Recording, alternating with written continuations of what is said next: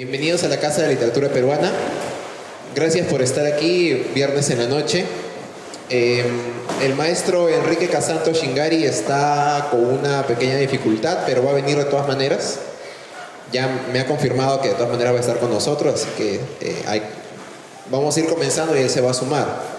Vamos a tener el tiempo entonces para conversar un poco más a profundidad con Nils, que creo que se ha preparado bastante bien para esta charla. Bueno, el tema de hoy es Historia Oral y Educación Comunitaria. Mi nombre es Marco Ramírez. Este es un ciclo de charlas donde planteamos una visibilización desde esta institución estatal acerca de la diversidad cultural y lingüística en el Perú, tratando una gran diversidad de temas desde distintos enfoques y desde distintos actores, que está enmarcado en esta exposición permanente de la Casa de Literatura, que pueden ver en estas salas y en las que siguen, que pueden visitarla además de martes a domingo de 10 de la mañana hasta las 7 de la noche, que se titula Intensidad y Altura en la Literatura Peruana. Esta exposición, que despliega la lectura que tiene la Casa de Literatura Peruana acerca del proceso literario en el Perú, desde una mirada de la diversidad cultural y de la búsqueda de las identidades, tiene un primer nudo, que es el que ven en la parte posterior, que se titula Voces Tejidas. En ese nudo se pretende visibilizar la gran diversidad de lenguas que existen en el Perú. Cada lengua representa una manera distinta de imaginar, de narrar, de crear, de expresar y de existir en el mundo. Entonces, en estas charlas hemos tratado de dar un poco de vida a esa exposición, teniendo a las personas que han reflexionado, han vivido o han investigado acerca de esta gran diversidad. Entonces, el día de hoy la charla se enfoca en algunos procesos de recuperación o de investigación acerca de la historia oral de diversos pueblos. Tenemos con nosotros a Nils Castro Carrasco, que ha investigado para su tesis de licenciatura acerca de la tradición oral del distrito de Huarochirí, que, como sabemos, ha sido recogida, su tradición oral antigua, ¿no? Prehispánica, ha sido recogida en un libro que nosotros conocemos como Dioses y Hombres de Huarochirí, al ser ese el título que le dio José María Arguedas a la traducción de esta recopilación de historias al castellano.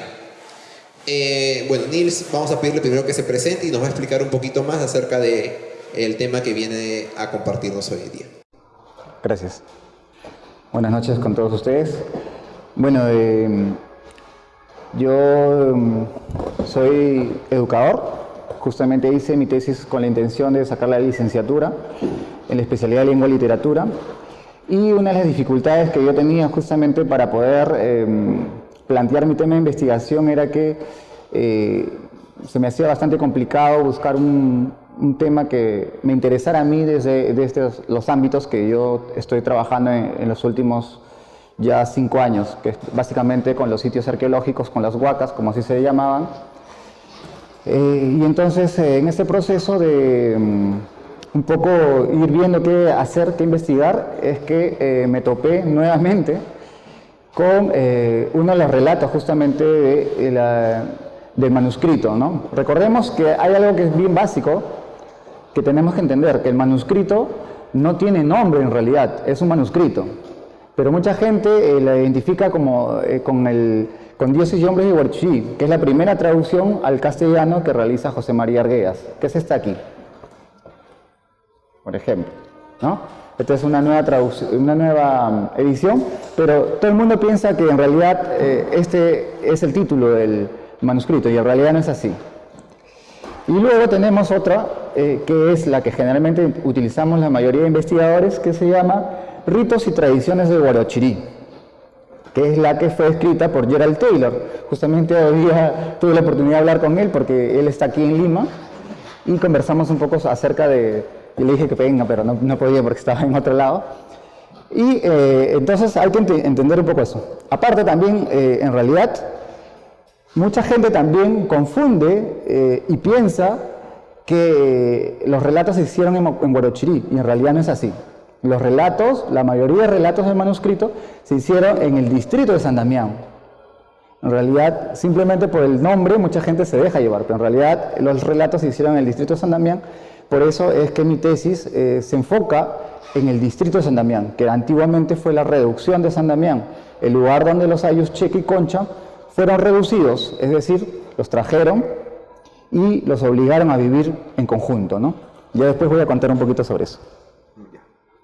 Bueno, Nils, entonces, como se ha presentado, él es un activista, defensor del patrimonio arqueológico, y ese interés es el que le llevó a este distrito de San Damián, dentro de la provincia de Huarochirí, región Lima, al este de Lima.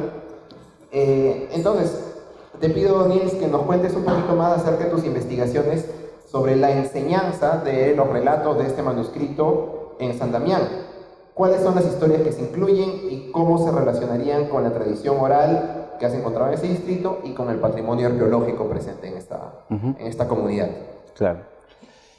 Bueno, antes de empezar me gustaría ver si pueden levantar la mano las personas que conocen San Damián. Hay dos, muy bien. Las personas que conocen Huarochirí, el distrito de Huarochirí. Ahí hay algo. Bueno, entonces vamos a hacer primero la presentación del lugar, porque si no, no vamos a entender absolutamente nada de lo que estamos hablando.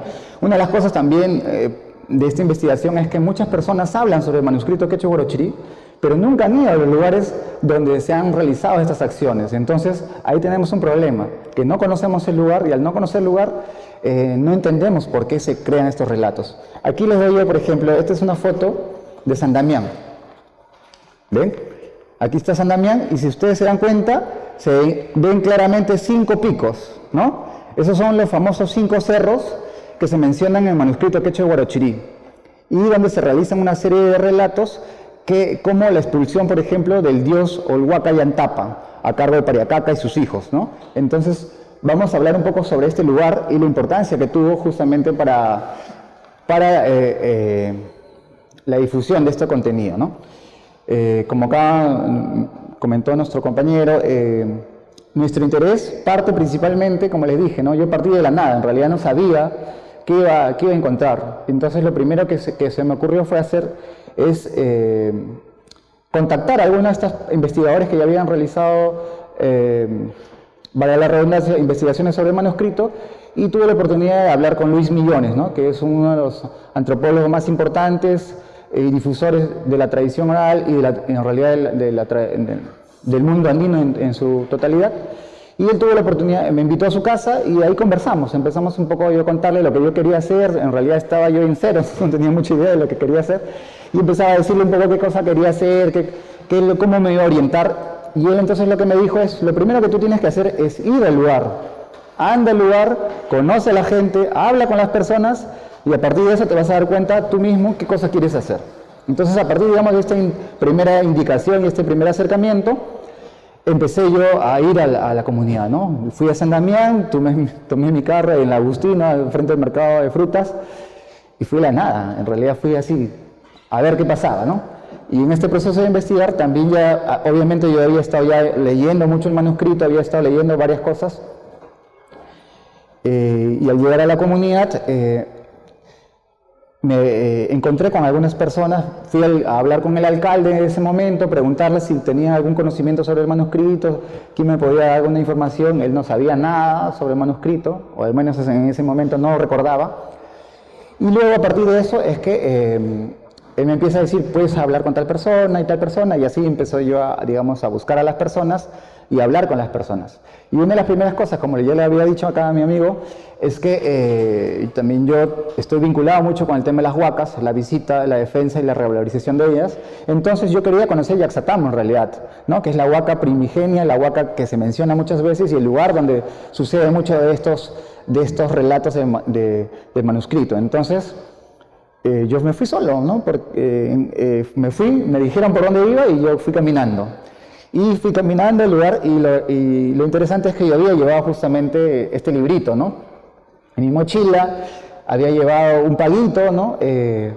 Había llevado coquita, había llevado un poquito de chichita, y así, ¿no? Y entonces mientras iba caminando, me encontré con un señor, ¿no? Y él le llamó mucho la atención que yo estara por ese lugar, y me dijo qué cosa estaba haciendo, ¿no? Entonces le dije: mira, estoy yendo a Yaxatambo, voy a ver esto, y él se sorprendió, ¿no? Y yo en principio, también, para que ustedes sepan, yo en principio pensaba que la gente en San Damián hablaba quechua, ¿no? Tengamos en cuenta que el manuscrito fue escrito en quechua. Entonces yo, en mi ignorancia, pensaba que la gente hablaba quechua.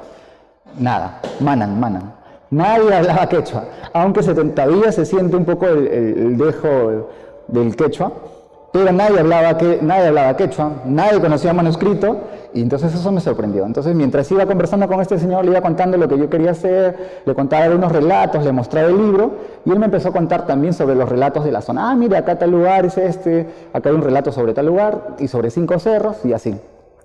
Y de regreso pasó lo mismo, ¿no? Mientras bajaba, la gente también se sorprendía de qué cosa estaba haciendo yo ahí. Recuerden que los pobladores de las sierras es la gente bastante asequible, ¿no? Siempre está el buenos días, el buenas tardes cuando se encuentran con alguien, y siempre a veces se hace un sobreparo, ¿no? Para preguntar, ¿no? ¿Qué está pasando? Si quieres algo. Entonces ahí, en esa conversación, uno de estos señores me mencionó justamente, me mostró 5 cerros y me dijo, ahí está 5 cerros, ¿no? O 5 picos también, como él le decía. Y ahí me contó algunos relatos. Entonces yo me fui dando cuenta que en estos sitios, tanto en Yaxatambo como en 5 Cerros, como en Conchacica, había relatos que no estaban relacionados directamente con el manuscrito, pero que se estaban dando en los sitios que se mencionan en dicho lugar, ¿no? Entonces, a partir de eso es que empecé yo a indagar sobre estos relatos y a darme cuenta que era importante preservarlos y hablar con las personas sobre ellos. En un segundo momento, lo que hice también como parte, digamos, de la tesis era preguntarme yo cómo se estaban enseñando los relatos en el colegio, teniendo en cuenta que desde el 2008, 3 relatos, el 2, el 3 y el 29, ya están incluidos dentro de los libros de texto de los escolares. Pero yo al revisar estos libros de texto me di cuenta que en realidad estaban mal planteados, están bastante reducidos, recortados y no se entienden. O sea, para una persona que no ha leído el manuscrito probablemente no le sepa nada. Y entonces lo que yo hice preliminarmente fue justamente entrevistarme con el docente de curso de comunicación, pedirle que me permita ingresar a su clase y que yo pueda escuchar cómo él iba a dar la clase sobre este sitio, ¿no? Evidentemente el profesor antes que yo llegara se preparó y también pasó bastante tiempo porque una de las limitaciones que yo tenía en esta investigación es que todo fue con mi bolsillo. En ese tiempo yo también no tenía plata y así que muchas veces dependía mucho de la economía que yo generaba y también en este proceso lo que yo me fui dando cuenta es que como todo pueblo andino en estos momentos, muchos de los habitantes viven en Lima, la gran mayoría, y solamente los abuelos y los niños son los que viven en las zonas, ¿no? Entonces me di cuenta que dio la casualidad que yo también llegué en una de las festividades y estaba todo el mundo, efectivamente, llegaba todo el mundo, era impresionante el pueblo que tenía un poco de gente, empezó a llegar los buses y llegaban 100, 200 personas al lugar y efectivamente se armó toda una fiesta, ¿no? En ese proceso entonces me fui dando cuenta de pequeños elementos que me llamaron la atención y que yo iba escribiendo y después iba preguntando, ¿no? No sé si quieres conversar o sigo hablando yo. Tengo dos preguntas. Esas personas que te indicó el alcalde con quien podías hablar, ¿quiénes eran? Y también si nos puedes decir cuándo es la fiesta de San Damián para quizás alguien quiere visitar, ¿no? Sí. Esa es una buena pregunta. San Damián aquí en realidad es todo un viaje, es un verdadero viaje interprovincial. Son alrededor de más o menos 9 horas, porque el carro parte a las 8, supuestamente parte a las 9 de la mañana, pero a veces parte a las 10. Llega a Cocachacra como al mediodía, a la 1, y ahí se hace un paro, la gente almuerza, y luego está llegando a San Damián alrededor de las 4 o 5 de la tarde. Depende en realidad de la habilidad del chofer, porque si quiere acelerar, llegas a las 4, pero si quiere ir despacio, llega a las 5. Entonces siempre depende mucho de eso. Con respecto a las personas, en realidad fueron muchas personas, ¿no? Evidentemente, ¿no? Cuando uno llega a un lugar donde nadie lo conoce, la gente siempre tiene un recelo, ¿no? Un recelo de quién es esta persona, porque yo voy a hablar con esta persona. Entonces, yo empecé de una manera distinta, como les mencioné, ¿no? Yo empecé yendo primero a los sitios arqueológicos, y en el proceso de ir a los sitios arqueológicos, entonces ya la gente, yo les contaba lo que estaba haciendo, los relatos que yo también conocía, y los relatos que mis abuelos me conocían, porque yo soy nieto de quechohablantes. Entonces, ellos de algún momento se empezaron a sentir un poco como en confianza, ¿no? Porque también una de las primeras personas fue una de las señoras que atiende uno de los restaurantes de San Damián Y que ella también, ¿no? Cuando yo estaba ya comiendo, cenando, me preguntó qué cosa hacía yo ahí, ¿no? Entonces yo le dije, mire, voy a hablar sobre esto, le mostré el libro, le empecé a contar y dijo, ah, mire. Y entonces ella también me contó un relato sobre ella, un relato bastante personal en realidad, sobre su familia. Entonces yo le conté también algunos relatos míos que me habían pasado también personales, alrededor de las ánimas, de los fantasmas. Y entonces sobre eso empezamos a hablar. Entonces la señora me empezó a decir, bueno, a ti tienes que ir a hablar con tal persona, con el señor Carlos sabe. Entonces fui a hablar con el señor Carlos me dijo, tú tienes que ir a hablar con el señor Gaudencio. Fui a hablar con el señor, y el señor Gaudencio me dijo, tú tienes que ir a hablar con el señor, a ver, ¿alguien que se me acuerda? Teófilo. Fui a hablar con el señor Teófilo y así. Entonces, es una técnica en realidad cualitativa que se llama la bola de nieve, ¿no? ¿Qué es esto, no? Es ir identificando a las personas y a partir de la identificación de las personas tú vas delimitando quiénes van a ser tus informantes, ¿no? En un principio yo hablé con 34 personas. De esas 34 personas, solamente por diversas razones, solamente me pude identificar con unas 32. De las 32, solamente adopté a 8 informantes, sí. Entonces, 16 informantes, digamos como que casuales, cotidianos, así como les digo, ¿no? Que yo hablaba con ellas personas, y ya después 16 informantes validados. Los informantes validados son aquellas personas que toda la comunidad en realidad los refiere, ¿no? Como les dije, como conversaba con varios de ellos, varias de esas personas me mencionaban a tal persona, entonces esa persona ya era una persona validada, porque la comunidad lo identificaba como conocedor de la tradición de su pueblo, ¿no? Y así se fue dando. ¿Nos puedes contar un poco sobre esas tradiciones? Claro. Lo primero que yo encontré y que me llamó mucho la atención, por ejemplo, es que la comunidad hasta la actualidad se identifica como checa y concha. Entonces hay una comunidad checa y una comunidad concha. Y así como hay un medio acá, la gente también está así. La mitad de la plaza es concha y la mitad de la plaza por el otro lado es checa. Entonces ellos, inclusive parte de los relatos se mencionan que estaban terminantemente prohibido casarse entre los checas y los conchas. Había digamos, una ley tácita de no casarse entre las personas. Entonces eso era bastante interesante, ¿no? Ellos me habían dicho que había una línea imaginaria, ¿no? Era una línea que dividía ambas comunidades. Entonces yo, bueno, en mi ignorancia dije, bien, qué bueno. En mi segunda visita lo que yo hice fue también, yo quería conocer Yanascocha, o Yansacocha, que es la laguna, una de las lagunas principales del relato de San Damián y del manuscrito. Entonces yo me fui también solo, igual, pregunté a uno de los señores, que es un gran amigo mío, el señor Carlos, cómo llegar a la zona. Entonces me dijo, ya tienes que ir por este caminito y aquí nomás está. Ah, ya, le dije, yo llego. En verdad fui caminando y hasta que encontré una bifurcación de camino y no sabía cómo andar. Lo único que yo se me ocurrió fue seguir el río seco, había un caudal seco y seguí. Y luego de llegar como a la 1 de la tarde a la punta del cerro me encontré a la laguna. Eso fue una cosa terrible. Me encontré en la laguna, estaba deshidratado, terriblemente cansado, pero yo sabía que tenía que estar la laguna para el lugar, ¿no? Entonces, avanzando, después de una media hora de descanso, encontré la laguna, y a mi regreso, llegué a San Damián, al pueblo de San Damián, como a las 6 de la tarde.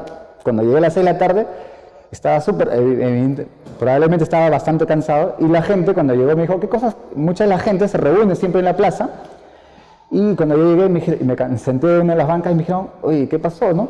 Dije, mire, y fui a la laguna.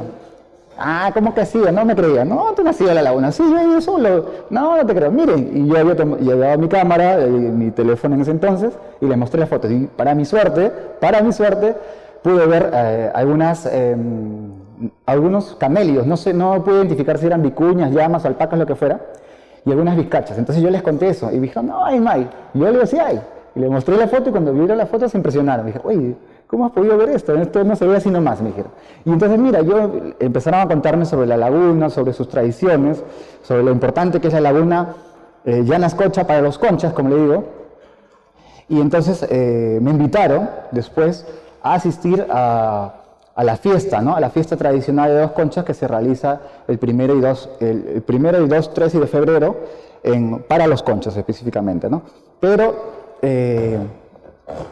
Como les mencioné, yo había optado por ir en las festividades tradicionales. En realidad hay varias fiestas tradicionales. La fiesta tradicional de San Damián es en septiembre, es donde los dos pueblos, las dos comunidades se juntan y hacen la fiesta. Pero cada comunidad tiene sus propias fiestas y sus propios relatos. Eso es lo que también yo he ido identificando, ¿no?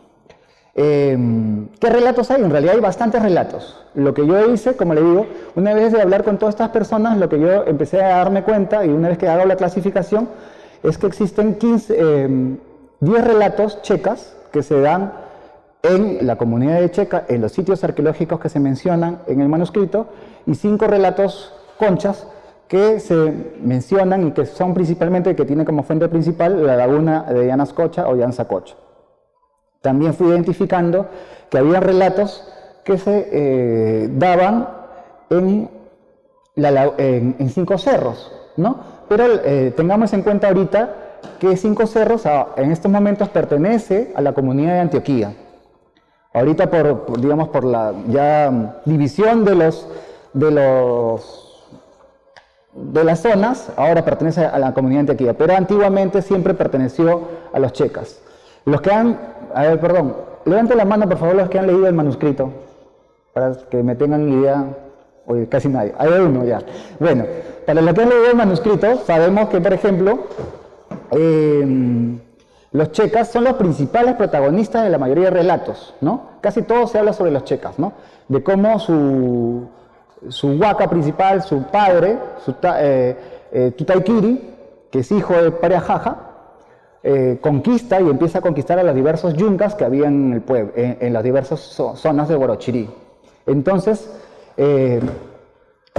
lo que yo fui identificando es que ahora en la actualidad muchos de estos relatos ya no hablan sobre Tutaykiri, ya no hablan sobre Pariacaca, ya no hablan sobre Colquiri ni otras huacas, pero se siguen dando los relatos en los propios sitios que se mencionan en el manuscrito y que eran en esos tiempos sitios importantes, ¿no? Sitios rituales, sitios sagrados.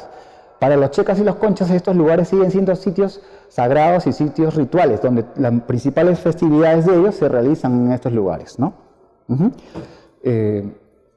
Quería, por ejemplo, esto es mostrar, por ejemplo, la laguna de Yanascocha o Yansacocha. Y aquí los comuneros de Concha hacen su festividad, su pago, su festividad, su ritualidad, el 3 de febrero, la fiesta principal, a Mamá Capiana y Pedro Batán, que en el manuscrito quechua de Guarochirí en realidad era Colquiri y Capiana, ¿no? Entonces ellos realizan sus rituales. Yo he tenido la oportunidad de peregrinar con ellos en 2 años, y justamente también en este lugar me dieron la oportunidad de yo contar los relatos en la comunidad, ¿no? Eso es algo bastante especial, porque no así nomás los comuneros no te brindan esas oportunidades, ¿no?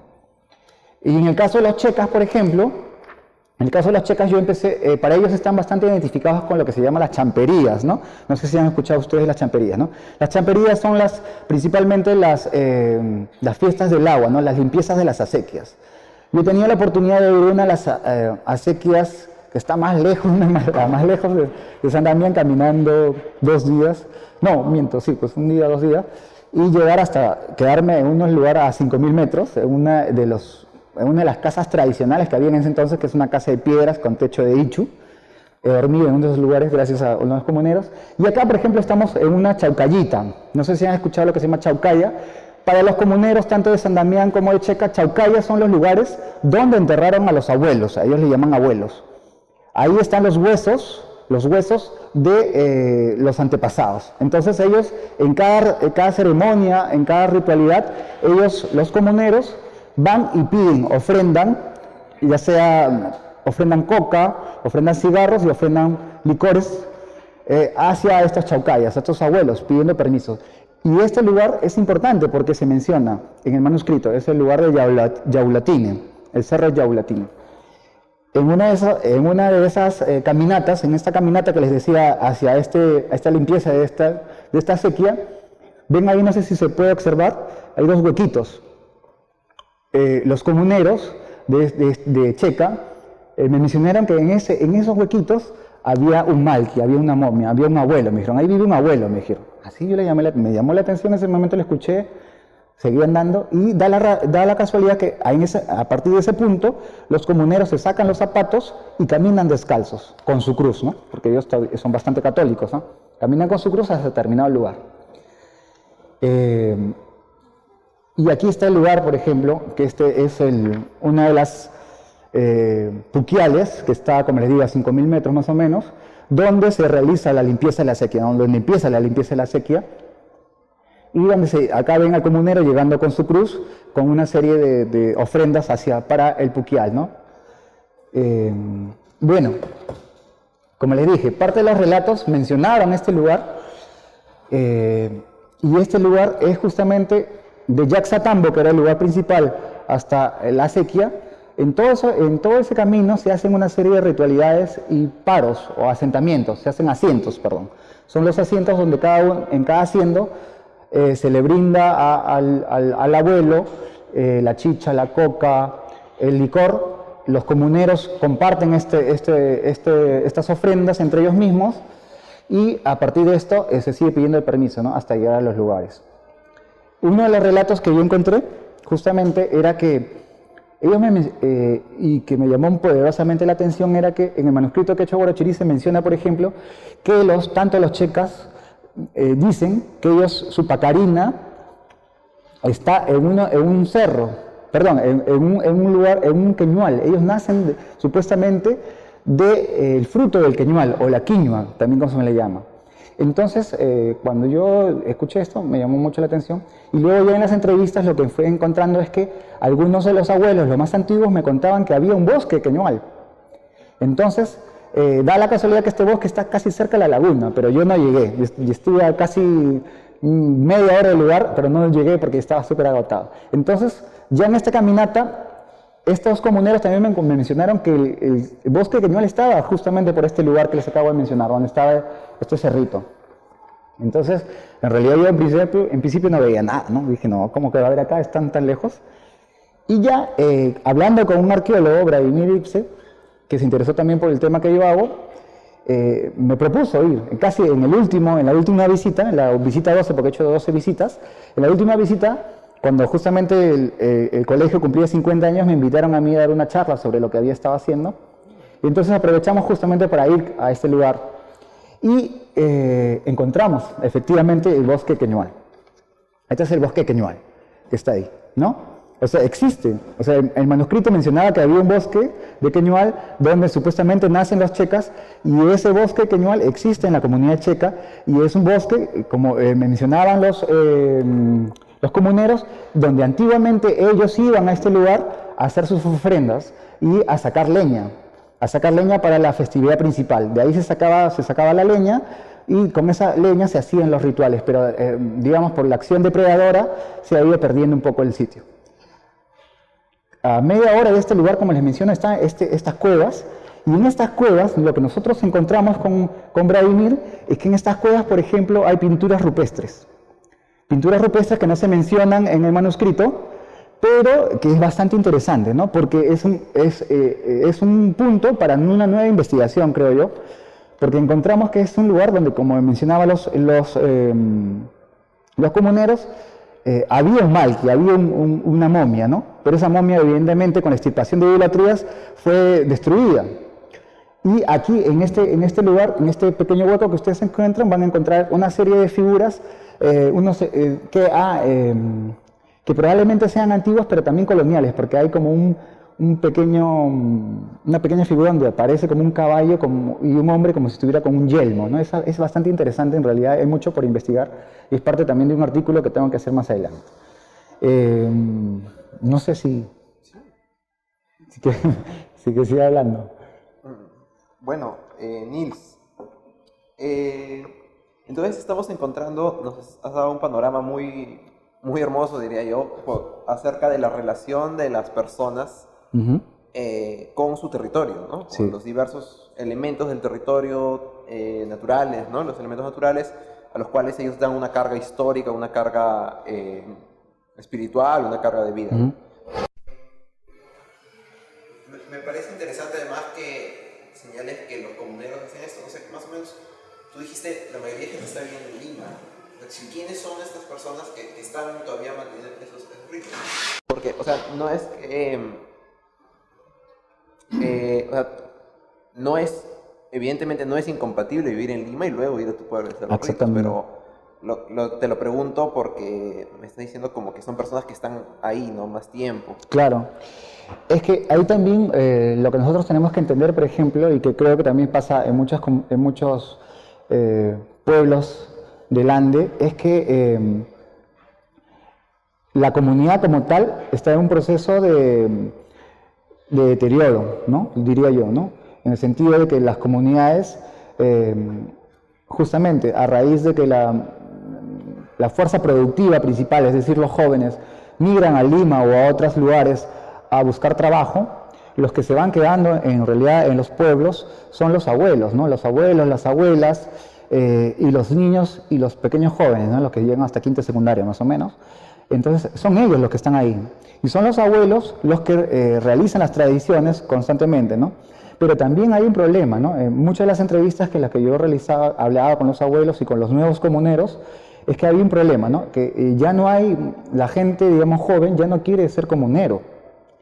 Y no quiere ser comunero porque no quiera, sino porque en realidad representan una carga económica muy fuerte. Recordemos ustedes, no sé si ustedes han ido a alguna festividad andina, es que todos los comuneros tienen que pasar la carga, es decir, tienen que pasar la fiesta. Y hacer una fiesta en un pueblo, así por más pequeño que sea, implica alrededor de unos 5.000 a 10.000 a 20.000 soles para hacer una fiesta. Eso es lo que implica. Entonces, el comunero joven tiene que pasar los diversos cargos y en uno de esos cargos tiene que afrontar la fiesta. O sea, él tiene que afrontar solo la fiesta. Y afrontar solo la fiesta implica un gasto económico que ellos en muchos casos no están en la capacidad de afrontar. Entonces muchos de esos comuneros se van dejando. Entonces ahora tenemos tres tipos de personas en la comunidad. Los comuneros los comuneros tradicionales, que han sido los que ya pasaron todos los cargos, que son generalmente los mayores ya de 60, 70 años, los nuevos comuneros y los independientes, ¿no? Los independientes, ¿quiénes son? Los independientes son aquellos que han renunciado a ser comuneros. Han renunciado a ser comuneros y viven al margen de la comunidad, es decir, que no pueden usufructuar los terrenos comunales. Y además que muchos de ellos generalmente son los que tienen tiendas, ¿no? Los que tienen pequeños negocios o hacen negocios en la venta de, por ejemplo, de quesos, leche, que generalmente es lo que se produce mucho San Damián, entre Lima y San Damián, ¿no? Entonces eso es lo que vemos. Y como les dije, ¿no? En las fiestas tradicionales, tanto de Checa como de Concha, la gente viene, sí o sí, viene en grandes cantidades a celebrar estas fiestas, ¿no? Porque son las fiestas principales, ¿no? En caso de los Concha, como les dije, la fiesta principal se realiza el 3 de febrero, pero empieza el 1, 2, 3 de febrero. Y en el caso de los Checas es principalmente con las fiestas de las limpias de acequias, ¿no? Y la fiesta principal, donde se unen ambas comunidades, es la fiesta patronal, ¿no?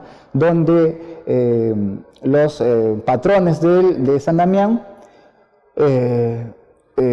unen, digámoslo así, unen a ambas comunidades y al pueblo en general a realizar estas festividades, ¿no? Antes de pasar al tema de la educación, tenía una curiosidad. ¿Los Checas y los Conchas están solo en San Damián?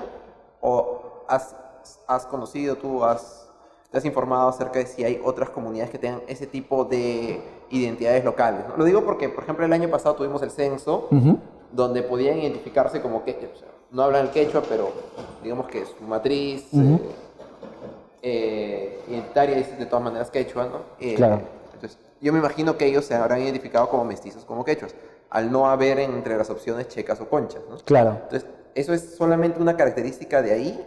¿O hay en otros distritos, en otras comunidades también checas, conchas, o quizás otras identidades locales?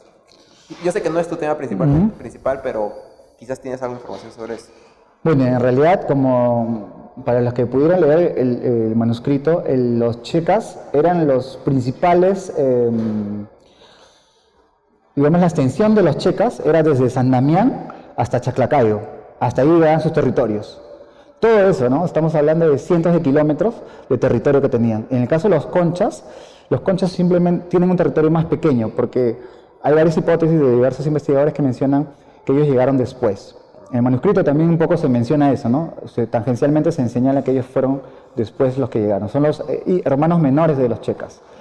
En la actualidad lo que ha pasado, como les dije, ¿no? A partir de la llegada de los españoles, la división en corregimientos, luego repartimientos y luego en haciendas, y luego ya, digamos, con el transcurrir de la fundación de pueblos, lo que se hace es que los checas van perdiendo territorio, ¿no? Van perdiendo territorio, y entonces lo que antes era checa, ahora se divide en diversos pueblos, por ejemplo, los tupicochas, la gente que está en San Bartolomé, la gente que está en Cocachacra, la gente que está en Chaclacayo, ¿no? Todos ellos en realidad eran antiguamente checas, ¿no? Y da la casualidad ahora que muchos sandamianinos viven en estos lugares, viven en Chaclacayo, viven en Chosica, viven en San Bartolomé, entonces están repartidos en realidad.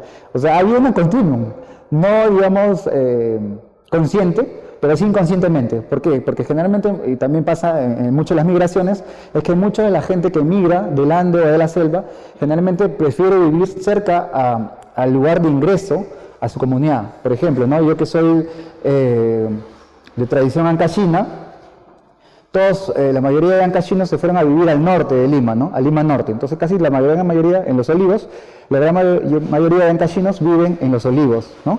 Y así ha ido pasando. En el caso de los que viven en Checa, en Huancayo, la mayoría que viven en Huancayo se iba asentando en casi toda la carretera central, ¿no? En Chaclacayo, en Chosica y en todos los pueblos que van bajando, ¿no? Es similar también en la parte del sur. En la parte del sur también te vas encontrando lo mismo. La gente que viene de Ayacucho, por ejemplo, tiene casas en Ica, en Pisco. Yo trabajo en esa zona, en Ica, Pisco, y va bajando también hacia Lima. Entonces hay continuidad. Yo, por ejemplo, en estos años he estado trabajando bastante en Ayacucho, en Vilcajuamán, y lo que he encontrado es que también pasa lo mismo, como les dije, ¿no? La gente en las fiestas principales regresa a Vilcajuamán, y aquí, específicamente en Lima, lo que hay son lo que ya sabemos, ¿no? Los clubes, ¿no? Los clubes de los pueblos, ¿no? Donde la gente se reúne, ¿no? Donde llega y se junta y se identifica. Pero, digamos, esta identificación de checa y concha que yo les mencioné en un inicio, se ha ido dejando de lado también, ¿no? Digamos que ya con el transcurso del tiempo la gente ya se ha ido casando entre checas y conchas. Y eso es algo que también no he contado, ¿no? Por ejemplo, el señor Teófilo, que es uno de los primeros que se casó con una checa, él me contaba, ¿no? Que lo primero que él hizo cuando era joven, él era músico, era saxofonista de una de las bandas principales de esta zona. Entonces, cuando conoció a su pareja, se enamoraron, evidentemente, pero ellos sabían de esta prohibición de checas y conchas. Entonces, lo que ellos hicieron fue irse a vivir a Lima, se fugaron, ¿no? Se fugaron a Lima, y en Lima estaban viviendo las penurias, como decía el señor Teófilo, ¿no? El señor vendía helados en los diversos lugares, y su mujer en ese momento se quedaba en la casa. Entonces su padre, que era un comunero importante de la zona, lo que él le dijo es que, como una forma de resarcirse, por ejemplo, de este acto que habían hecho, es que regresara a la comunidad, y que su padre iba a afrontar la fiesta, como una forma, digamos, de resarcirse con la comunidad. Entonces, al regresar el señor Teófilo a su comunidad, lo que hace es justamente, pasa la fiesta, y él se va a vivir a la comunidad checa, porque se van a vivir en la casa de la mamá de su difunta esposa. Entonces, él me va contando eso, ¿no? Entonces, es interesante porque varios de otros abuelos me van contando también lo mismo, ¿no? Que pasa lo mismo, ¿no?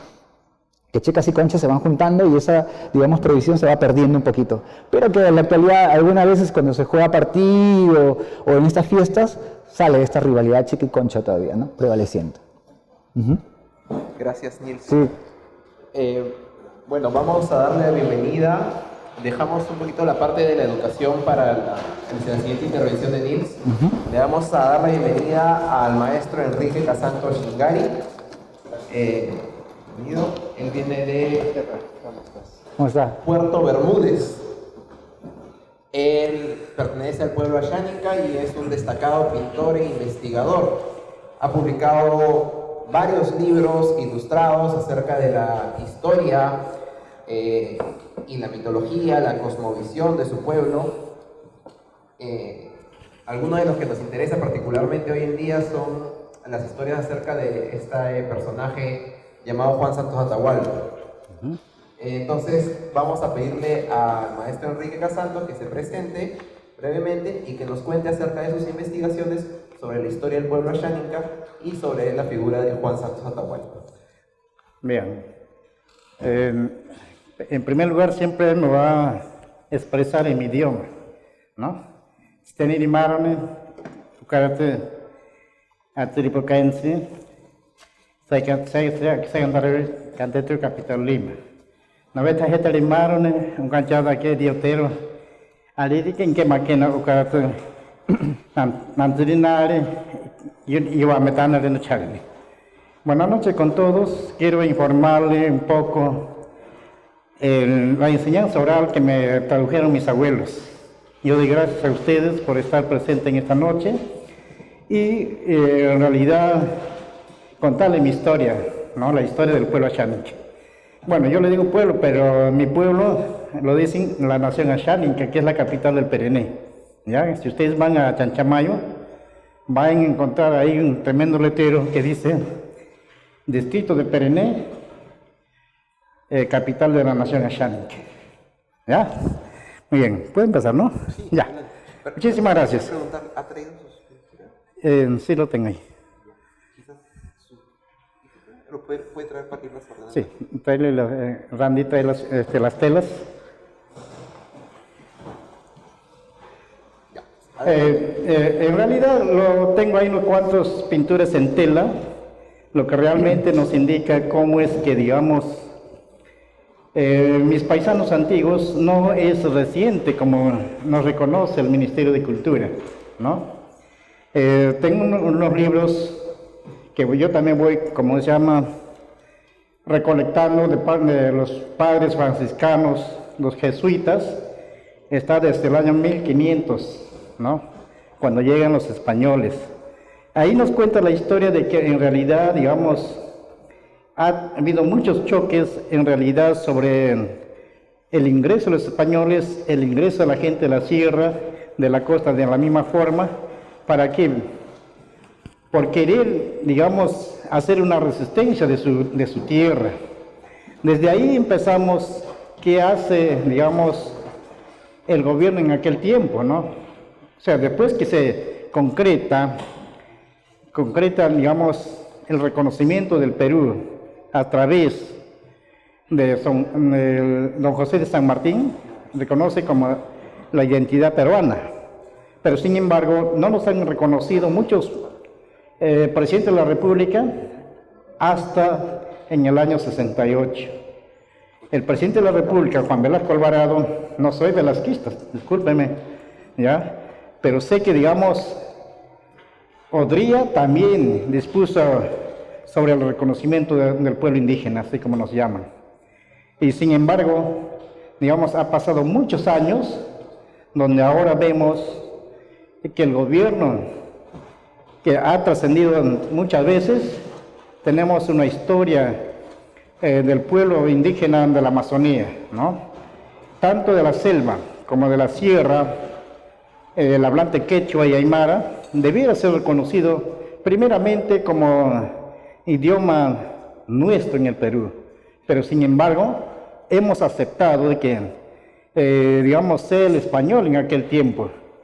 Cuando yo estuve en una escuela primaria, estudié en una escuela particular adventista, se llamaba el idioma oficial el español, no el castellano, ¿no? Cuando Juan Velasco Alvarado renueva otros presidentes de la República, el sector educativo, entonces se crea como el idioma oficial el castellano.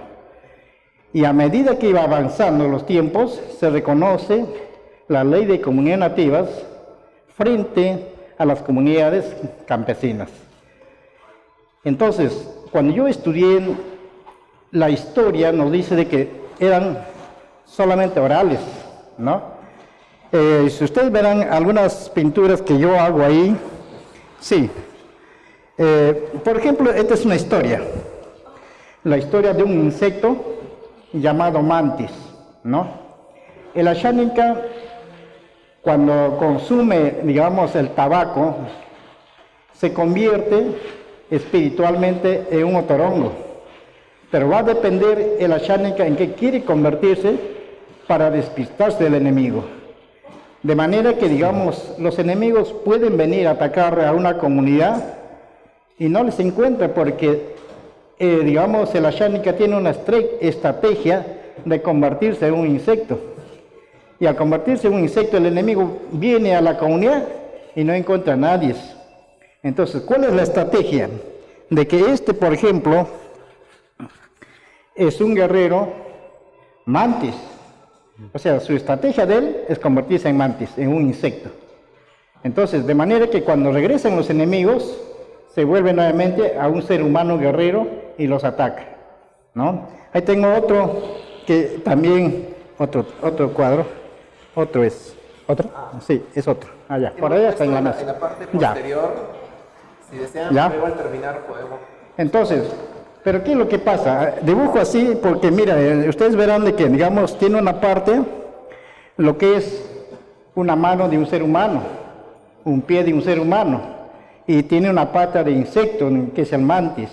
Pero, sin embargo, este es un ave entero, porque no solamente es un ave, que también tiene una planta como defender al enemigo. Tiene una planta para curar algunas enfermedades, ¿no? De manera que, digamos, un dibujo mío representa algo para el pueblo y para nuestra nación, el Perú, y en todo el mundo. Gracias al trabajo que yo he tenido a través con el doctor Pablo Macera, que nunca me voy a olvidar de él, porque gracias a él está la señorita Julia, está presente aquí, que también hacemos trabajos, ¿no? Trabajos manuales, no simplemente decir, bueno, pues ya tenemos muchos animales, ¿no? Con Julia hemos hecho osos de anteojo, que está, digamos, en distinción, ¿no? Y mucha gente que no conocemos aquí en el Perú dice, pero ¿qué va a haber osos de anteojo en el Perú? No hay, sí hay, ¿no? Si ustedes van al río N, los pobres animales ya están en extinción. Está rodeado por muchos narcotraficantes que hacen la coca en gran escala. Los agricultores plantan su café, ni siquiera plantan 5 hectáreas, 200, 300 hectáreas de cafetal, y todo el monte hay que tumbar. Y siempre he hablado, digamos, de nuestra Amazonía, de nuestros árboles. De acá, unos 20 o 30 años, de repente menos, no vamos a tener madera, es la que tenemos ahora aquí. ¿A dónde vamos a comprar? Nuevamente hay que comprar, como éramos antes, de otro país. Nuestros hermanos los de Chile siembran madera, habrá que ir a comprarle a ellos. Cuando nosotros tenemos nuestra propia madera, y la Amazonía, no solamente yo reclamo por la madera, reclamo porque desde ahí empiezan las medicinas, ¿no? Que tenemos hoy en día. El uña de gato ya no hay. Un señor que vino ahí con economía destruyó el uña de gato. El uña de gato es una enfermedad, digamos, es una medicina para muchas enfermedades, para los bronquios, para la úlcera. Y digamos, ahora que está, como dicen, en escala el VIH, estamos tratando que el Ashánica, alguna mujer o un hombre que puede tener esta enfermedad, se cure de alguna forma, porque ya está detectado, el médico ya lo ha dicho que tiene. Entonces, mi paisano tiene que buscar forma de cómo medicarse, y lo medica. ¿Tiene para parásitos? Sí hay. ¿Tiene para otras enfermedades? Tenemos la planta. Entonces, de manera que, digamos, quiero recalcar en ustedes, los que me oyen, digamos, ahí tenemos las cámaras que van a visualizar a mucha gente para poder entender qué es lo que tenemos en nuestra Amazonía. Tenemos plantas ornamentales. Quiero decirle, bueno, no quiero alabarme, pero el apellido Casanto, ustedes dirán, Casanto, ¿qué cosa es? Yo no soy santo, ¿no? No soy santo, porque viene Casanto, es medio santo, ¿no? No, al contrario. Casanto quiere decir una orquídea, una de las orquídeas, ¿no? De manera que, digamos, perdemos plantas ornamentales, plantas medicinales, plantas comestibles.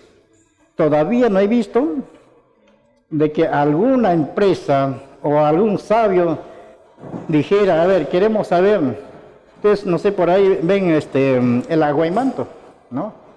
El aguaymanto está saliendo en venta, porque ¿de dónde viene el aguaymanto? De la sierra o de la costa, en sembrando, pero también tenemos en la selva, ¿no? Y así muchas frutas no está reconocido por ustedes que viven en la ciudad. El aguaje, por ejemplo. El aguaje es una palmera silvestre que ya lo hacen helados, chupetes y mazamorras en diferentes formas. ¿Para qué? Para que entre al mercado, ¿no? Entonces, la yuca de igual forma. En el año 65 trajimos por primera vez yuca en Lima, nadie nos ha comprado. O sea, ¿sabes a dónde hemos llevado a llevar? A donde había crianza de chanchos, ¿no? Ahí era, no, eso es para los chanchos, así como antes decían el camote, ¿quién come el camote? ¿No? También la papa, ¿no? Pero poco a poco se iba introduciendo. Y hoy en día quiero decirle de que en realidad nuestra posición como persona de la Amazonía, somos 42 indígenas y cada persona puede decir lo que realmente es su propia cultura. Nuestra vestimenta, nuestra música, nuestras artesanías, nuestra propia costumbre, nuestro alimento, ¿no? Yo veo acá por 28 de julio, no sé si ustedes van por ahí, van a encontrar asando el pescado. Es una comida típica de la Amazonía. Se han copiado y se han venido a vender, ¿no? Y si tú preguntas, ¿de qué parte de la selva? Es de la sierra, ¿no? Yo no critico. Está bien dar a conocer nuestros alimentos, así como ustedes nos hacen comer el ceviche. Tampoco le voy a decir no va a comer, ¿no?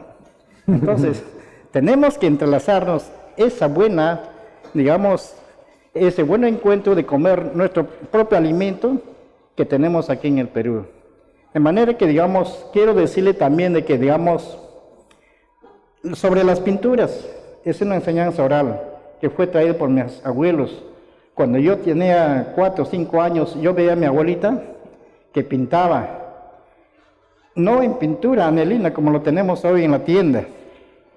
El rojo es del achiote, el amarillo es del palí o azafrán, como le llaman, ¿no? Y así tenemos el huito, que es un color medio azulado o negro. Entonces tenemos tierra, tenemos rocas, tenemos cortezas, raíces, flores. Por eso que nosotros tratamos de evitar que el monte sea destruido. Desde ahí yo aprendí a un poco reconocer, ¿no?, de dónde se sacan los colores. Pero lamentablemente, cuando entra al mercado, dice, no, pues yo para qué voy a ir en el monte a coger si yo tengo anelina para comprar inmediatamente, ¿no? ¿Para qué voy a comprar, digamos, buscar una medicina si tengo un puesto de salud? Que no está malo, es bueno aprender. El que les hablan estudió enfermería y sé lo que es una medicina tradicional para tratar a los pacientes que no tienen economía. Sé lo que es una medicina química farmacéutica, también puedo aplicar, pero yo prefiero aplicar porque puedo enseñar a mis hijos, a mis nietos, que me acompañe uno de ellos, que también hace pintura, ¿ya? Y tiene que aprender, porque no es necesario pues estar en un pueblo teniendo un puesto de salud, un hospital más cercano y teniendo nuestra propia medicina, ¿no? Esa es una enseñanza oral, no está escrito. Con San Marcos tengo, por ejemplo, 22 libros escritos con la Universidad de San Marcos. Si ustedes desean, van a la biblioteca y lo pueden encontrar, los libros que están escritos sobre medicina. Tengo otro libro que también fue apoyado por el doctor Macera, digamos, La comida mágica xánica. Se trata de los guerreros de Juan Santos Atahualpa. Esta historia no la tenemos, pero ahora sí lo tenemos. Si ustedes quieren conseguir ese libro, tienen que ir a la Universidad San Martín de Porres en su librería, ahí lo tienen ese libro. Bien, de manera que, digamos, todo esto nos va a ayudar a entender cómo es que, digamos, nuestra producción. Y a veces la gente, digamos, una vez fui rechazado por la municipalidad de Ucayali, ¿no? De Ucayali fui para presentar mis libros, fui para presentar mis cuadros y me dijo, señor, ¿usted es pintor? Sí, le digo, acá tengo mis cuadros. Preséntame el título de haber estudiado en Bellas Artes. Yo no soy estudiante de Bellas Artes, Pero sin embargo, usted como ve, están ahí. No sé si está feo o está bien, pero ahí están mis pinturas, ¿no? Tengo libros. Le dije al alcalde, señor alcalde, pero tengo libros.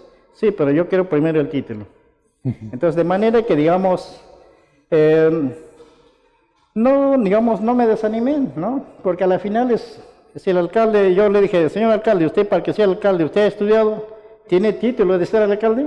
No. Entonces, bueno, yo no quiero contradecir a nadie, ¿no? Pero de manera que cada uno de nosotros a veces pensamos lo que uno es, ¿no? Pensar de que, digamos, cualquier persona que trabaja como, digamos, empíricamente como artesano, joyero, lo que sea, lo hace en bien de que lo ha aprendido en su propio abuelo. Es una enseñanza que hacen los abuelos. Más bien ahora yo les pido a ustedes, los que son estudiantes, ir a la sierra, ir a la selva, a hacer esos trabajos con los abuelos. Porque ya no tenemos más abuelos. Yo ya me considero ser abuelo, pero también me falta todavía, ¿no? Recopilar más cosas para que podamos tener escrito y la gente, los niños que vienen ahora estudiando, sepan cómo se empezó, digamos, una pintura, cómo se empieza a hacer una cerámica, porque hasta ahora no vemos. Hay mucha gente de la sierra que hace cerámicas. ¿Y quién enseña? ¿Hay una escuela de hacer cerámica? No. Cada uno hace por su propio bien, vende su cerámica. Nosotros somos los que colaboramos, aportamos en comprarle en algunas cosas de sus artesanías. No quiero más cansarles. Gracias por todo. Muchísimas gracias.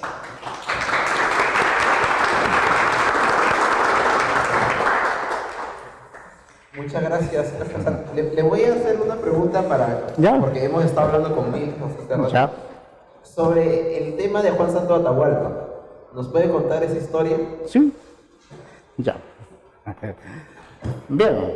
Es un libro que dice El Poder Libre a Xáninca, lo van a encontrar el libro, porque en cierto momento, digamos, en el año 1700 en adelante, surge un indígena llamado Juan Santos Atahualpa. Entonces, lo que ha pasado es un Xáninca, que mucha gente lo dice, no es gente de serrano, de la sierra, ¿no? Pero en ningún momento hemos visto que uno de la sierra ha representado al pueblo indígena. Él ha sido un indígena que estudió en el Cusco y después la Iglesia Católica lo llevó en diferentes zonas para estudiar en Suiza, en Alemania, y ha vuelto a ver el problema de su pueblo. Entonces tenemos otro señor que es señor Gamarra, que también hizo lo mismo, se sublevó en el Cusco, pero sin embargo el Estado peruano lo ha oprimido y lo ha deportado a Suiza, ¿no? Y hasta ahora no viene. Él viene cuando quiere, ¿no? Cuando le dan permiso. Pero sin embargo, esta historia nos hace conllevar de que, digamos, hace una trayectoria, se junta con los Xánicas, con los nomachiengas, con los machiengas, con los yines, con los yaneshas, con los shipibos, porque en el anteaño pasado, 2016, estuve en una comunidad llamada Cacomacaya. Y pregunté, allá había un ancianito, Salomón, llamado Salomón Rojas. Y yo le digo, señor Salomón, usted es shipibo, yo soy Xánica. ¿Usted qué me dice? ¿Usted escuchó la historia de Juan Santos Atahualpa? Sí, dice, mi bisabuelo ha sido el ayudante, era guerrero, ¿no? Entonces lo que hizo Juan Santos Atahualpa era juntarse con los guerreros xánicas y unirse para enfrentar a los españoles. No lo traje el libro dice la colonización del Perené, ¿no? Está hablando el padre Viena y muchos padres que perdieron su vida a causa del enfrentamiento. De manera que, digamos, el Xánica es un guerrero. Sublevaron todos y hizo su primer viaje desde el Cusco a Quillabamba, a la Apurímac, bajó por el río Mantaro para llegar donde se une entre el Apurímac y el Mantaro y formar el río N. De ahí baja por ese río, llega a Quempiri, cruza a pie hasta llegar a Satipo, en la actualidad Satipo, la provincia de Satipo, y llega a Río Negro, y llega al Perené y surca, ¿no?, sobre el río Perené para ver dónde está el nacimiento de la sal, porque los españoles, su indicación era por la ambicia del oro, ¿no? Todos le decían, pero si ustedes matan al Inca, el oro está a la vista, solamente ir llevando hacha, llevando barreta, y se cogía el oro que uno quiere. Lamentablemente no fue así, ¿no? Y a veces yo me pongo a pensar de que el Inca o los españoles eran ambiciosos pero no querían compartir. Porque bueno hubiera sido de que se unía con el Inca y decía, a ver, ¿tú dónde sacas el oro? Y yo te doy las herramientas, no sé qué iba a traer, para hacer un trueque, ¿no? Pero no fue así. Los españoles buscaron forma de cómo quitarle al Inca el oro, pobrecito, y luego quedarse sin oro. Porque ellos han pensado de que la zona de la sal era el oro. No, se equivocaron, ¿no? Cuando mataron al Inca no había el oro. Tenían que ir a buscar. Y por eso que hay trochas hasta ahora en la actualidad donde la gente todavía anda por ahí. Hicieron camino de herradura de puras piedras con el trabajo de los mismos indígenas y gentes españoles. Pero sin embargo, esta historia nos dice de que hubo muchos enfrentamientos, y en la cual fue atacado también Juan Santos Atahualpa con su gente, con los indígenas, y luego, antes de morir, él dice, yo voy a enviar otra persona, ¿no? Otra persona. Si no vuelvo, voy a enviar otra persona. Es así, pasado muchos años, desde el año 1700 a 1800, casi a 1900, en 1897 llega un pastor adventista llamado Fernando Estal, ¿no? Un pastor adventista. Llega al Callao, y del Callao lo deportan, le mandan a Puno, y trabajó creando escuelas, creando colegios, trabajó con los hermanos aymaras, quechuas y con los bolivianos. Después de 20 años regresó y se instaló en Río Seco, que es la zona de Chanchamayo. Entonces la gente, cuando escuchó que ya vino una persona que habla de Dios, dijeron que debe ser el enviado de Juan Santos Atahualpa. Y es por eso que la predicación del mensaje de la Iglesia Adventista fue más fácil para ellos, porque desde el año 1535 ¿había el conocimiento de Dios? Sí había.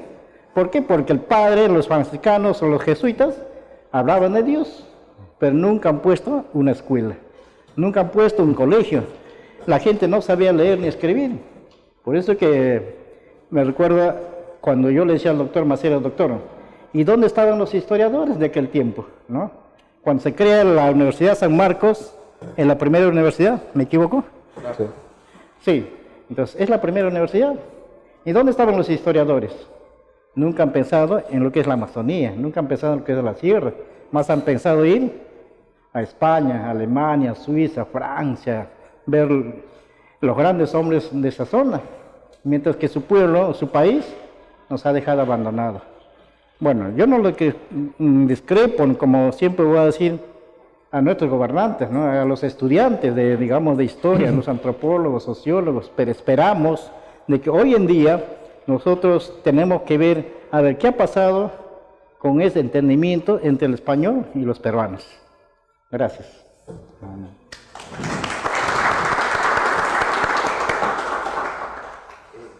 Muchas gracias al maestro Enrique Casanto. Vamos a retomar luego el tema de la educación.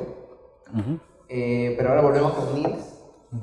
A Nils le vamos a preguntar ahora los hallazgos que tuvo en San Damián acerca de la educación y del uso del manuscrito Huarochirí, pero un poco también para conectar con lo que ha hablado el maestro Casanto. Nils también nos quiere contar un par de historias que ha encontrado en San Damián acerca del tema de la sal y también acerca de la medicina tradicional. Gracias.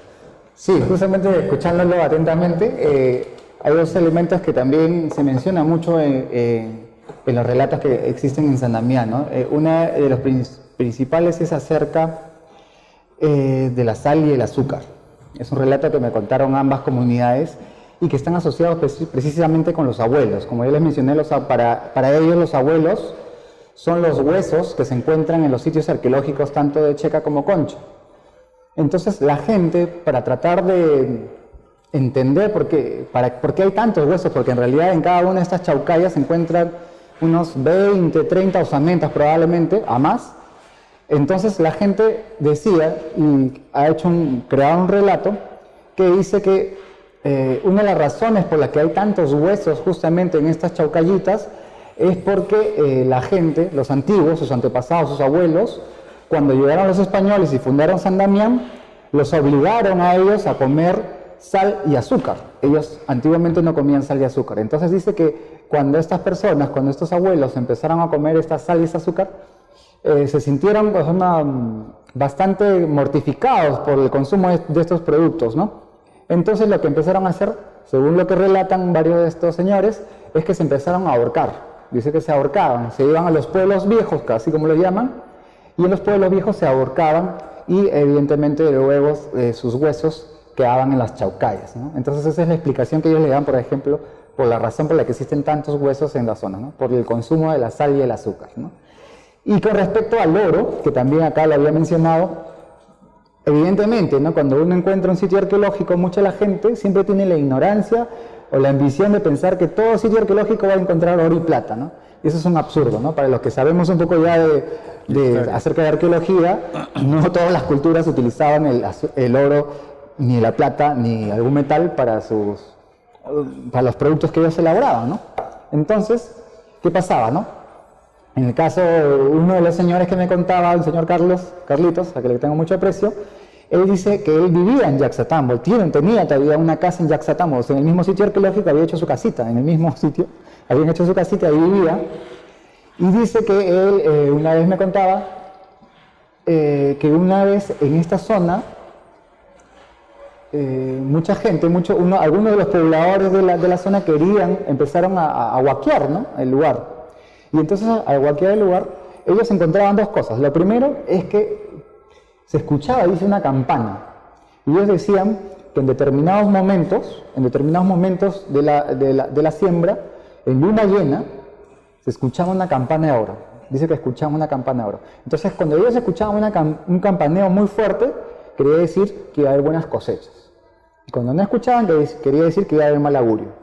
Entonces, estos chicos que habían escuchado estos relatos por sus abuelos, por la ambición, y al escuchar que era una campana de oro, entonces fueron a buscar la campana de oro del lugar, ¿no? Para los que conocemos Yaxatambo, está bastante derruido, la ciudadela. Entonces ellos lo que escucharon es que Yaxatambo está en un precipicio, digamos que está aquí y hay todo un precipicio, ¿no? Es una loma, una gran loma. Entonces, lo que según me cuenta el señor Carlos, dice que estos señores se consiguieron unas sogas y empezaron a bajar porque les habían dicho que había como una cueva en este cerro, ¿no? Dice que empezaron a bajar y al bajar dice que encontraron una serie de huesos, una momia, pero no encontraron la campana. Pero sí encontraron pequeños prendedores, porque una de las costumbres de los chequeconchas es ponerse unos prendedores de plata, que eso viene desde la época incaica, ¿no? Los famosos topus, si no me equivoco se llama. Entonces se ponían estos prendedores de plata y estos encontraron esos prendedores.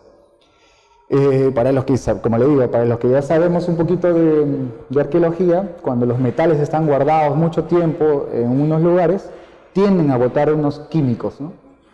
Entonces lo que pasó fue que estos chicos, al tiempo que pasaron, uno de ellos murió, dice. Murió. Entonces la gente, cuando muere esta persona, entonces asociaban y decían que una de las razones por las que había muerto era porque justamente había agarrado el tesoro del abuelo. Entonces por eso se había muerto. Yeah. Otro relato que se menciona en la zona también era que... Y era pago todavía. Así es, faltaba el paguito, entonces tenían que ir a pagar. El otro que estaba también en un proceso, le había salido una serie de granos, entonces hay dos formas de curarse. También, como acá lo mencionó el señor Enrique, hay la medicina occidental y la de medicina del pueblo, ¿no? La medicina del campo, como se le llama en Yaxatambo.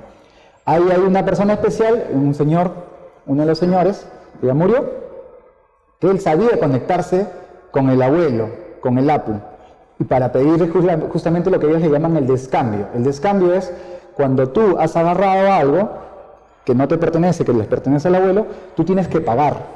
Y si a veces se paga con sangre o a veces se paga con animales. O si es leve, si recién te ha pasado, lo pagas con chicha o con coquita y y con cigarros, ¿no? Se le va, se le deja al abuelo y se le pide, se le dice: disculpe, abuelo, yo no voy a volver a agarrar las cositas, por favor, le devuelvo, y se devuelve lo que agarró, ¿no? Si agarraste una piedrita, devuelves la piedrita, si agarraste un huesito, devuelves ese huesito. Y supuestamente cuando ya llegas al pueblo, al momento, a las horas, recuperas la salud. Cuando es fuerte, cuando es un caso traumático, como les mencionaba, este chico que ya les empezó a picar y no podía con este picazón, llaman a este señor, que es el que se comunica, y él hace una serie de rituales donde se comunica con el abuelo y le dice cómo debería hacer el descambio, ¿no? Qué cosa debe hacer para recuperar la salud. Entonces, es curioso porque justamente el señor Gaudencio, que es el que me contó este relato, él también era enfermero. Él estudió, me contó que estudió enfermería, estudió medicina acá en San Marcos, pero por razones de que su madre estuvo enferma, tuvo que dejar su carrera y regresar al pueblo. Y se quedó como enfermero. Entonces él es el enfermero del pueblo. Y él es el protagonista también de otro relato, que también es interesante, que después ya lo contaré en su momento. Gracias. ¿Nos puedes contar ahora sí acerca del tema de la educación? ¿Cómo se está empleando el manuscrito en este distrito de San Damián? ¿Cómo lo asumen los profesores? ¿Cómo lo toman los estudiantes? Y no solamente el manuscrito, sino también el resto de la tradición oral, ¿no? ¿Está presente en la educación? Más bien, ¿cuál es el problema allí? Claro. Bueno, como ya les dije, ¿no? Mi primera intención era saber qué tanta información manejaba el docente acerca del manuscrito Quechua Guarachurí y cómo se enseñaba este manuscrito en la zona, ¿no? Entonces lo que hice primeramente en la segunda visita fue, luego de una serie de pedidos, fue poder ir a la clase y escuchar cómo el docente dictaba la clase sobre justamente el tema que hablábamos, ¿no?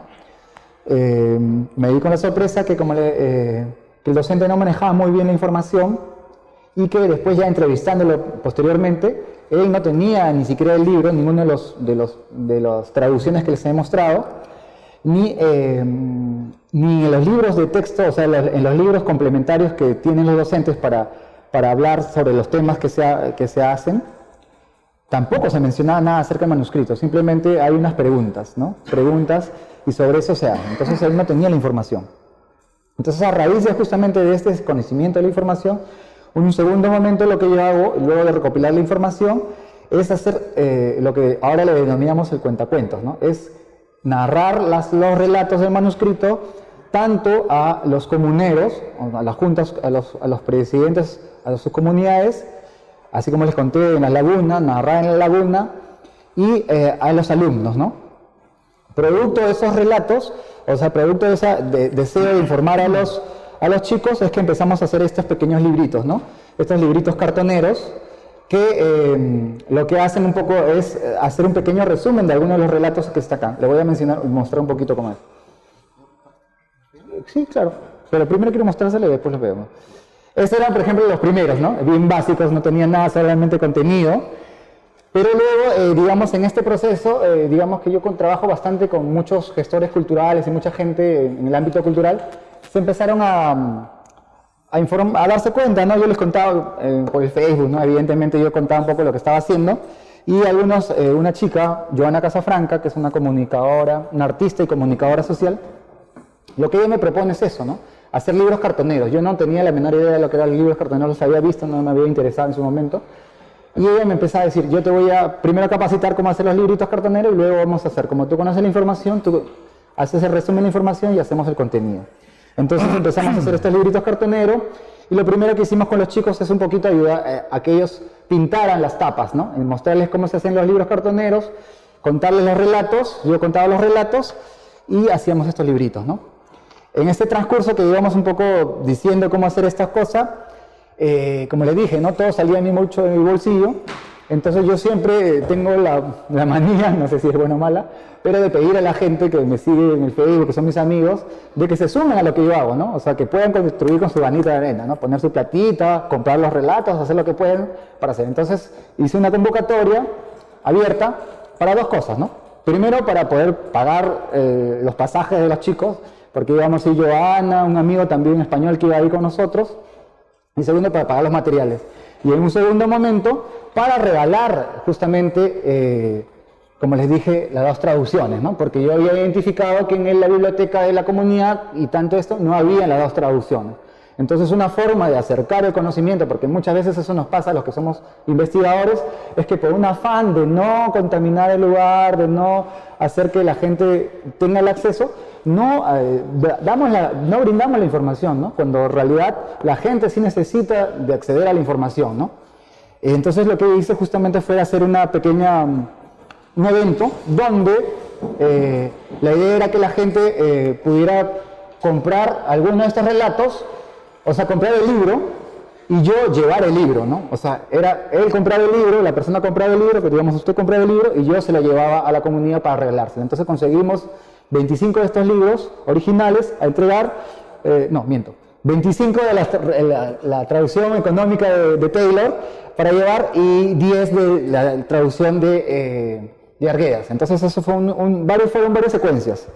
Y en ese momento también, como la gente, como les digo, la gente empezó a emocionarse, lo que estábamos haciendo se interesó, varios artistas, amigos artistas míos y de Joana, dijeron, oye, ¿por qué mejor no le ponemos un poco de color, ¿no? De imagen? ¿Por qué no hacemos los dibujos? Así como el maestro, empezaron a dibujar. Yo les llevaba el texto, ellos le leían, y a partir de lo que leían, y yo les contaba, entonces se empezaron a hacer así, ¿no? Ya un poco más bacán, ¿no? Entonces se hicieron estos relatitos, estos pequeños relatos, donde la idea era que los chicos pudieran tenerlos y obviamente después de haber hecho el taller del librito cartonero, ellos se lo quedaban para que también lo tuvieran en su momento, ¿no? En su información, porque evidentemente era imposible que yo pudiera regalarle a cada uno de los chicos de los talleres un libro, ¿no? Era difícil. Entonces lo que sí hicimos fue al menos brindar brindar los libros a la biblioteca para los que tengan a la mano y brindar estos libritos para que los chicos vean, ¿no? Entonces es un poco lo que es parte de la información. Lo puedes pasar para que lo devuelvan, por favor, es mi colección. Es parte de lo que hicimos. Y como le dije, ¿no? Aquí está, por ejemplo, uno de los relatos que hicimos en el contar los relatos en la comunidad, ¿no? Pedimos permiso a los comuneros y en la plaza principal en la noche, porque lamentablemente, como los que ya sabemos, de día es difícil convocar a la gente, en la noche hice esto, ¿no? Una presentación de los relatos y empezamos a contarles, ¿no? Una narración con el fuego, como antiguamente se hacía, sobre los relatos que habían en el manuscrito y la gente un poco se empezó a interesar, ¿no? Entonces un poco ha sido eso el trabajo, digamos, de la información. Acá estamos, por ejemplo, también en la plaza haciendo la difusión para los chicos, ¿no? Entonces empezamos a hacer la difusión tanto en el colegio de primaria como en el colegio de secundaria, ¿no? La idea siempre fue que la gente pueda tener la información. En todo momento, parte de la investigación y parte, digamos, del trabajo que yo realizo es que la comunidad participe activamente de lo que se hace, ¿no? No es esta cosa del investigador a un costado, llego, te escucho y luego me voy, no. Sino que es yo, como investigador, le digo a la gente, por favor, júntense, únanse, por favor, reúnanse, les explico, me ayudan a hacer lo que tengo que hacer y así, ¿no? Entonces siempre ha sido un trabajo en conjunto.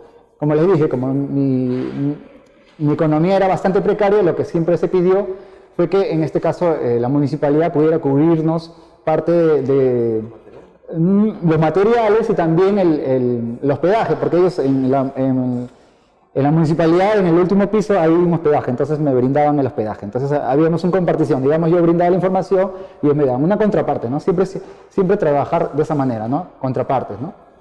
Y como dijo muy bien el señor Enrique, ¿no? La idea siempre es de que las personas que venimos de afuera tengamos algo que entregar a la gente, que nos dé la oportunidad de escucharlos, de contarnos sus relatos, sus historias, porque eso es, digamos, creo lo necesario y lo democrático, ¿no? Compartir la información. La información tiene que venir de ambos lugares, ¿no? Bien. Ninis, y para terminar ya contigo, ¿puedes contarnos un poco más sobre lo que encontraste en la escuela de San Damián? O sea, quizás las conclusiones de tu investigación. Claro, como les dije, ¿no? Lo que yo encontré es que la información que manejaba el docente era bastante limitada con respecto al manuscrito. Pero también encontré, por ejemplo, que en el caso del profesor de sociales, él entendía el quechua y como profesor que también había estudiado, si no me equivoco, en el centro, en la Universidad del Centro, había tenido contacto sobre el manuscrito y estaba trabajando en este caso con con un libro que ha salido, si no me equivoco, en el 2012, 2013, de la editorial San Marcos, que es ese manuscrito en historietas, ¿no? Entonces él tenía ese libro y lo que hizo fue fotocopiarlo y darles a sus chicos, y con eso empezó a trabajar, ¿no? Digamos que ya en ese momento como que había el bichito, ¿no? Aprendimos un poquito el bichito para que los docentes se hagan cargo un poquito. Y también dimos el material para que ellos puedan tener más información, ¿no? O sea, la presencia, digamos, también nuestra ayuda o nuestro accionar fue que de alguna manera dar algunos ejemplos de cómo podríamos difundir la información y también de cómo ellos podrían, ahora ya con los libros, trabajar un poco más a profundidad, ¿no? En el caso de las conclusiones, lo que yo llego es, como les digo, ¿no? Primero que desde el Ministerio de Educación, en realidad la información que se da en manuscritos, los relatos que hay, que es el 2, el 3 y el 29, es bastante inexacto. Se ha recortado mucho los relatos y se generan conclusiones, a mi parecer, que son equivocadas, ¿no? En el sentido, por ejemplo, hay un relato que es el relato del diluvio, que ellos lo asocian con el diluvio de la Biblia, ¿no? Que dicen que es un relato de la Biblia. En realidad, ningún investigador hasta aquel momento puede llegar a esa conclusión, ¿no? ¿Por qué?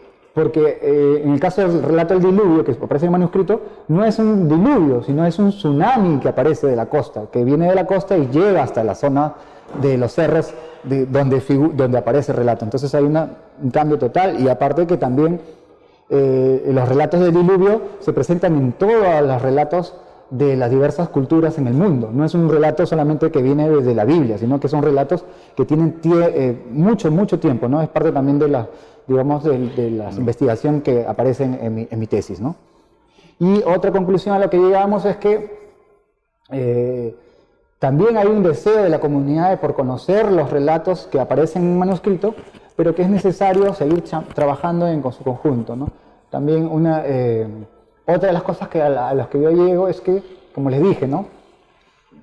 En la actualidad existen una serie de relatos, como los que acá les muestro más o menos, una serie de relatos en diversos sitios que se mencionan en el manuscrito y que en la actualidad, hasta el momento, siguen siendo lugares importantes para la comunidad, para sus rituales, pero también para digamos, el escenario donde se desarrollan estos relatos, que son relatos personales, relatos familiares y relatos comunales, como les dije.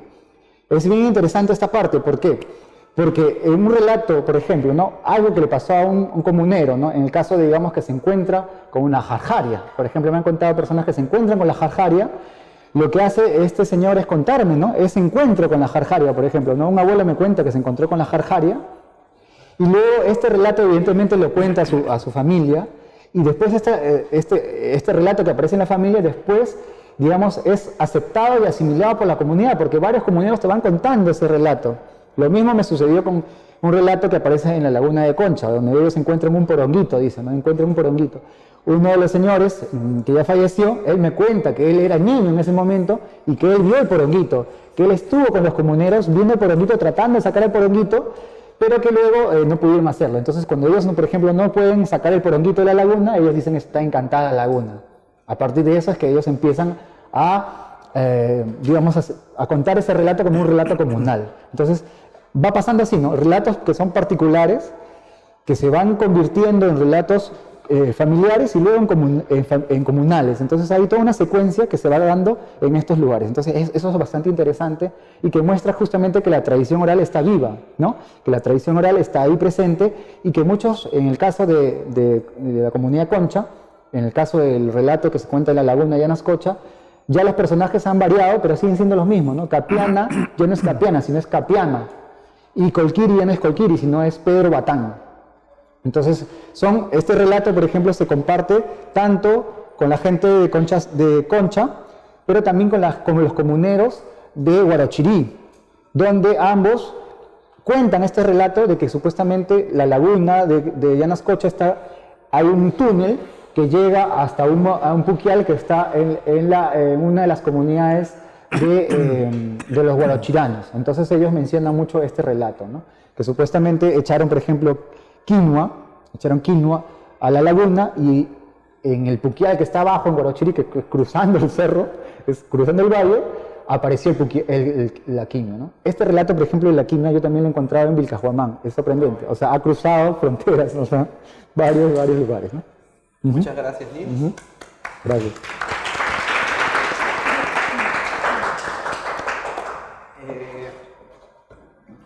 Don Enrique, Sí.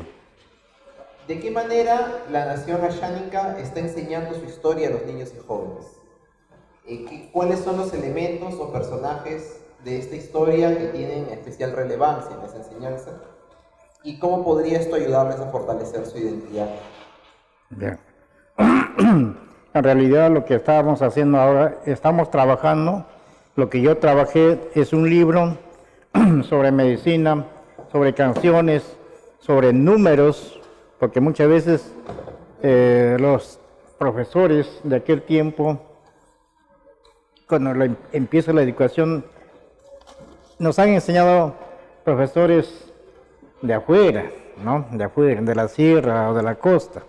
De manera que, digamos, no ha hecho una secuencia de nuestro propio idioma. Al contrario, cuando yo estudié, me decían, Enrique, tú no debes hablar tu propio idioma, más bien debes dejar porque tú tienes que aprender el idioma español, porque si no aprendes nunca vas a ser profesional. Mentira, ¿no?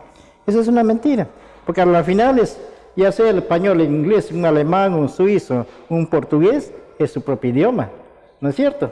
Entonces, de manera que, digamos, pues, existía el racismo del hablar del idioma, su propia vestimenta que hemos hablado también.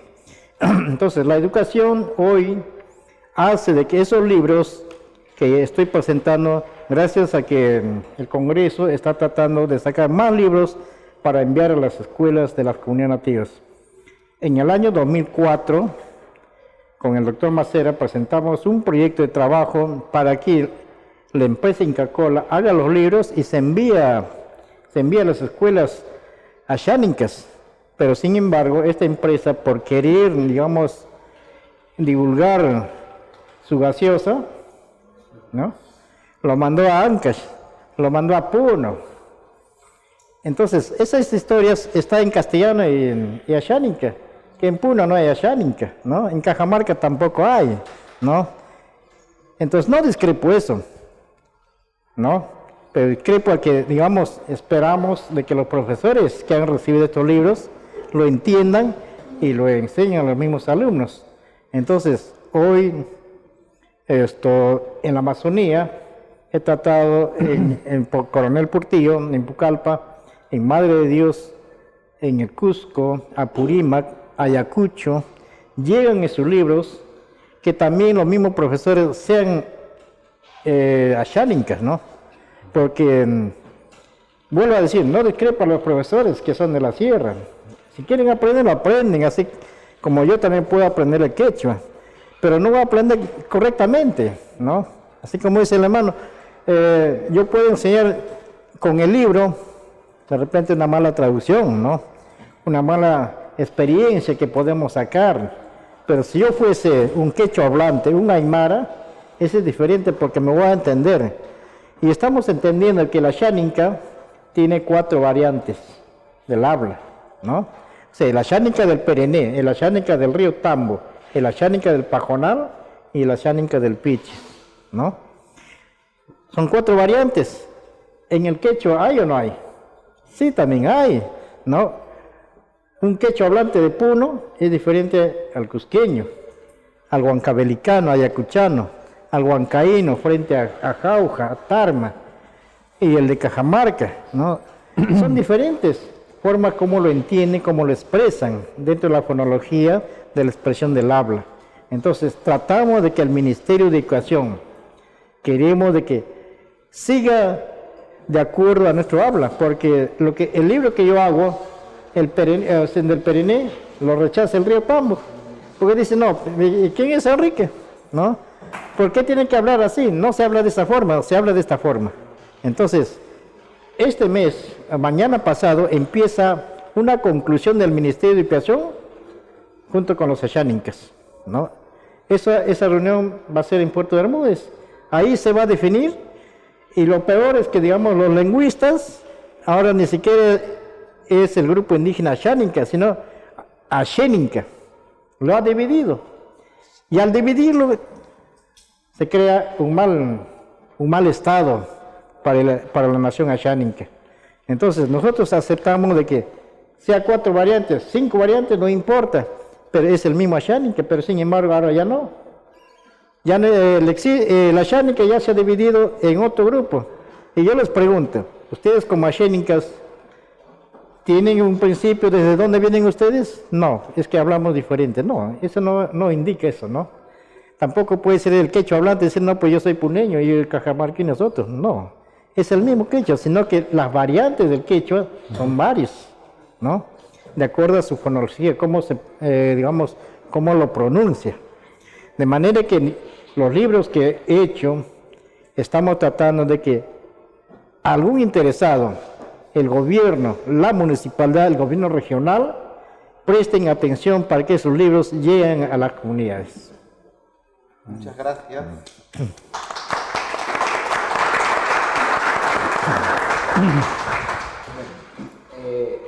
Ahora vamos a pasar con las preguntas o las intervenciones, comentarios, reflexiones del público. Para que podamos participar varios, les pido que sean breves y también para que puedan tener las respuestas de los panelistas que tenemos hoy día con nosotros. Ahí, 1, 2, señora. ¿Alguien más, perdón? Sí, 3.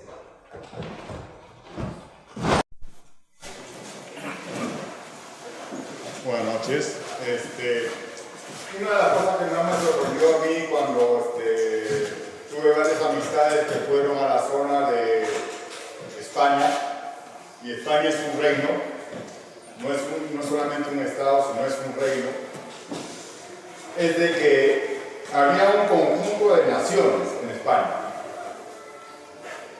Cada nación española tiene su radio, tiene su televisora, tiene sus publicaciones, su prensa escrita, financiada por el propio Estado. España reconoce esto, el Estado español reconoce que es un conjunto de naciones. Acá en el Perú ocurre lo mismo, ese es un punto. Otro punto, hay educación bilingüe, ustedes tienen como opción o como parte integrante de la nación ashánica y de las naciones quechas, checas, pochas, tienen opción de plantear parte de la currícula educativa. Esa es una de las preguntas básicas y claras. No sé si ustedes podrían dar una respuesta, ya que ambos creo que han participado en este sistema educativo, fehaciente y verdadera sobre este tema. Gracias. Vamos a escuchar todas las preguntas primero para que nos den las respuestas.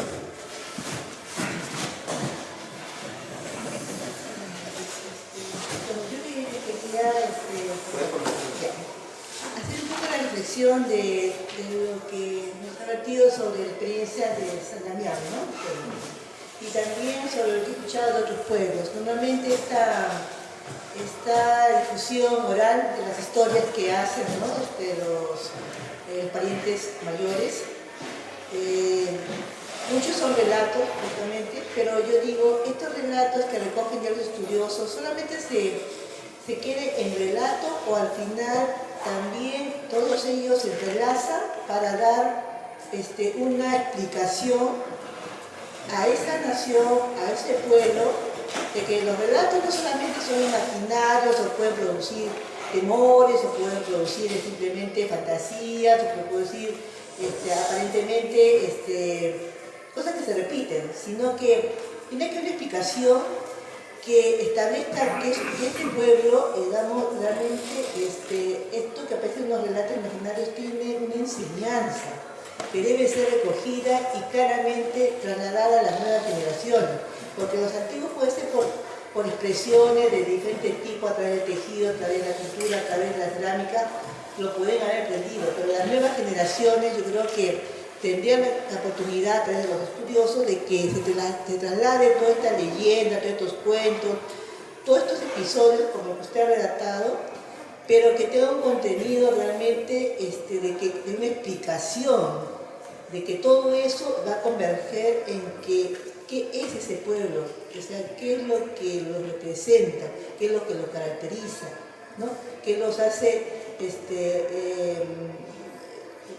ricos en su identidad, ¿no? Como naciones que comparten actividades, conductas, expresiones, ¿no? Como el señor Gabriel Sánica, que él ha hecho libros que un poco traduce o trata de establecer cómo ellos se curan, cómo ellos realmente traducen sus expresiones numéricas, sus expresiones de repente de las relaciones humanas, ¿no? en el lenguaje o su contenido. Eso me da la impresión de que establece una enseñanza mucho más asimilable para los más jóvenes, ¿no? Yo creo que tiene sentido. Quería agradecerle que usted me podría explicar, porque decir que esta inquietud en los estudiosos. Gracias.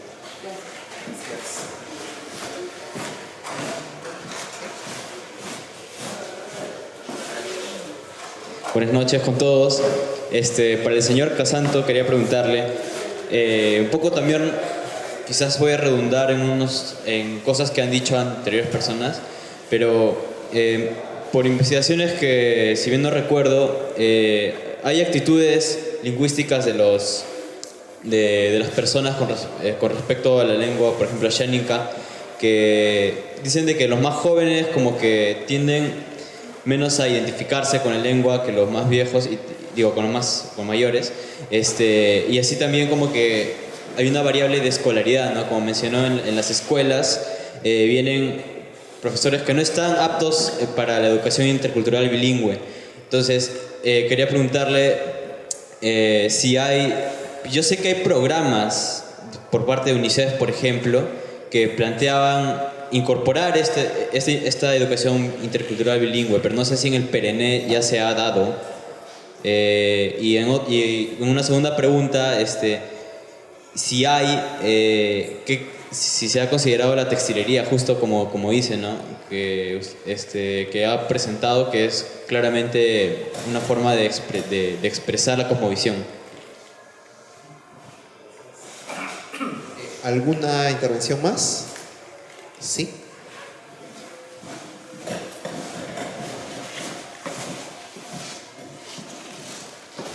Para los dos participantes, si bien es cierto, los mitos y todos los relatos en las comunidades han cumplido un papel fundamental con respecto a la identidad y a las cuestiones políticas, sociales y culturales, sobre todo de unificación y de identidad.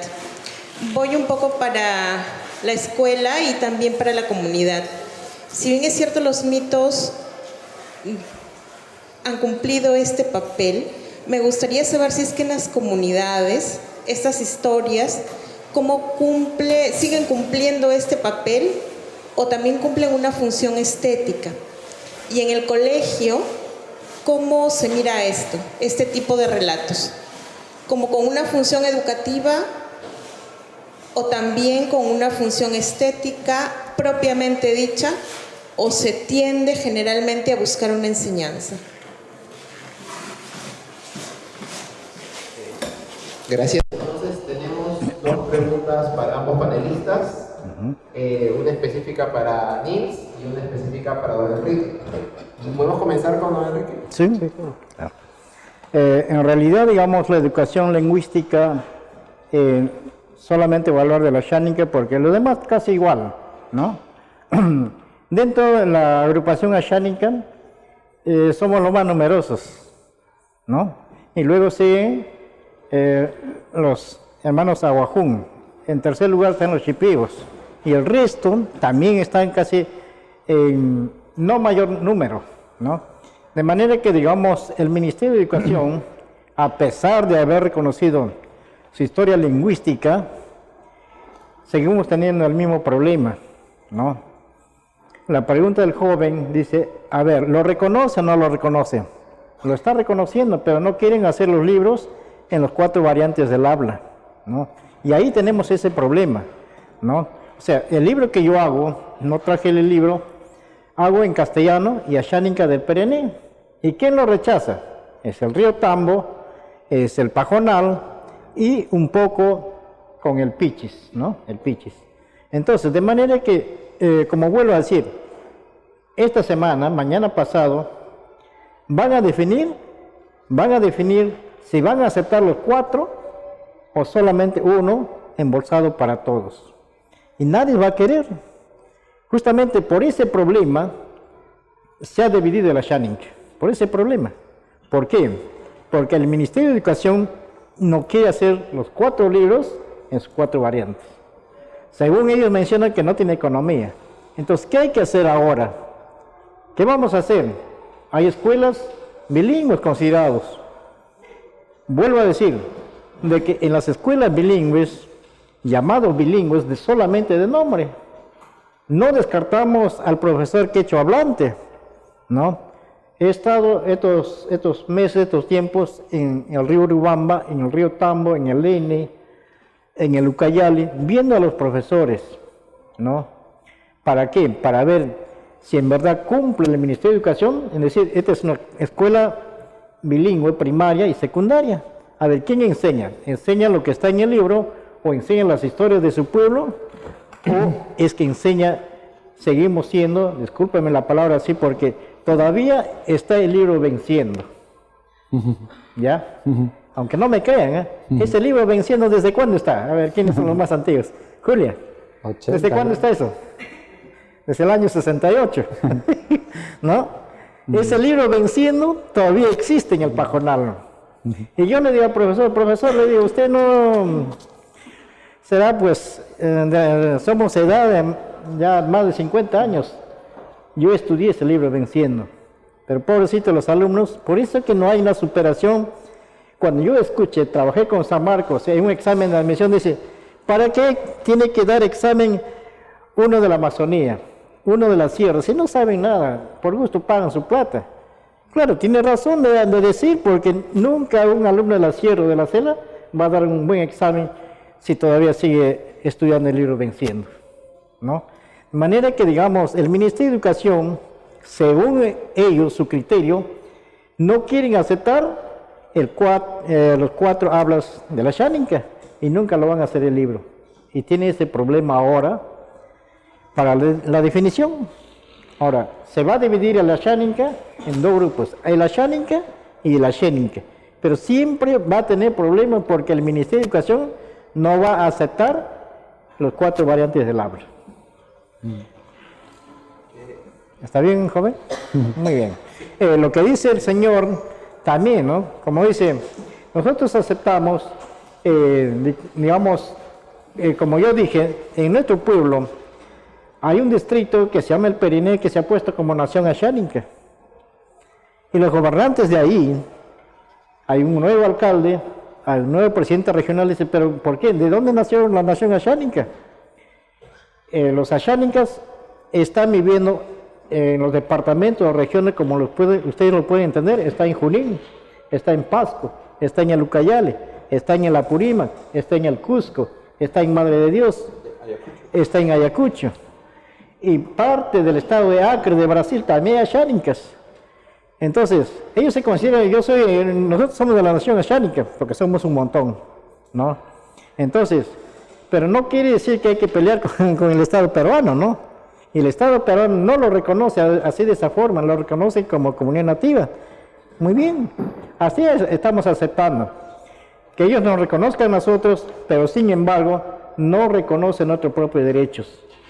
Vuelvo a hablar de la madera. ¿Quién da el permiso para la extracción de la madera? Es el Ministerio de Agricultura. ¿Ya? Entonces, está talando toda la madera cuando el ingeniero viene de la zona urbana.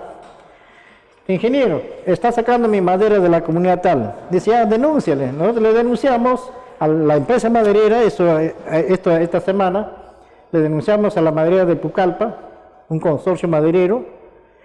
¿Y dónde viene el gerente? Dice, señor, usted está ayudando a las comunidades, yo soy axánica, le digo, yo quiero que estas comunidades sean bien pagadas, no importa que te venda la madera, pero bien pagado.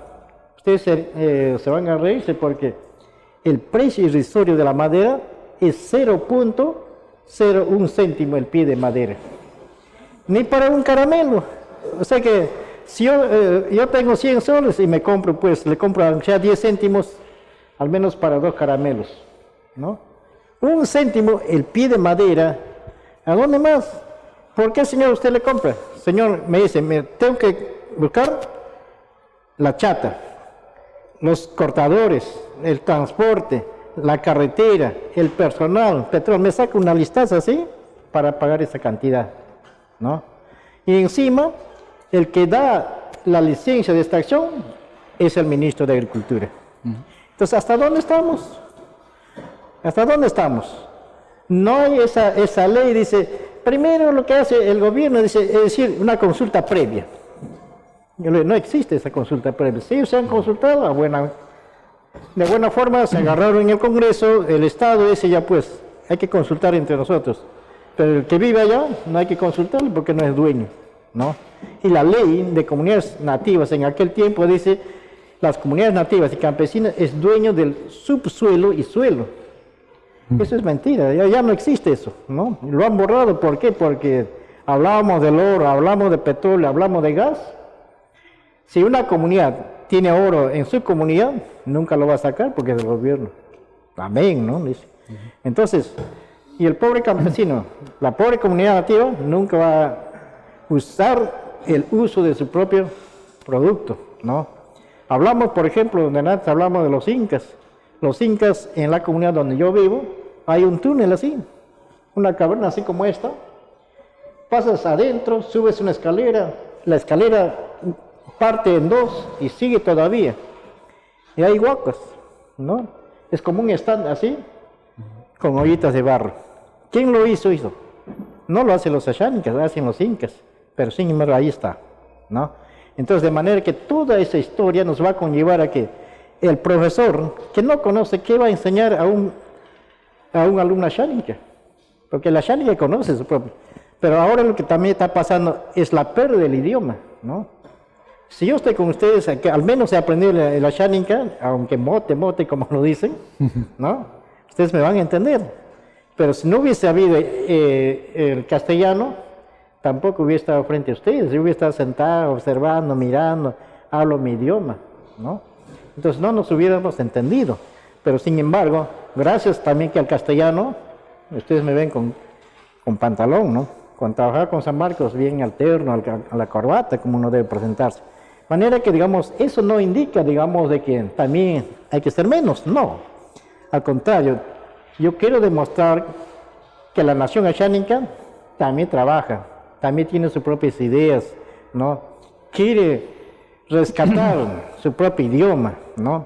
Hay muchos jóvenes que son profesores, ya ni siquiera saben la historia, ya no quieren hablar, porque simplemente ya se ha puesto el pantalón, zapato y todo, y es profesor, y ya no quiere hablar. Entonces, ¿dónde estamos? Hermanos, es una reflexión para todos nosotros. Gracias.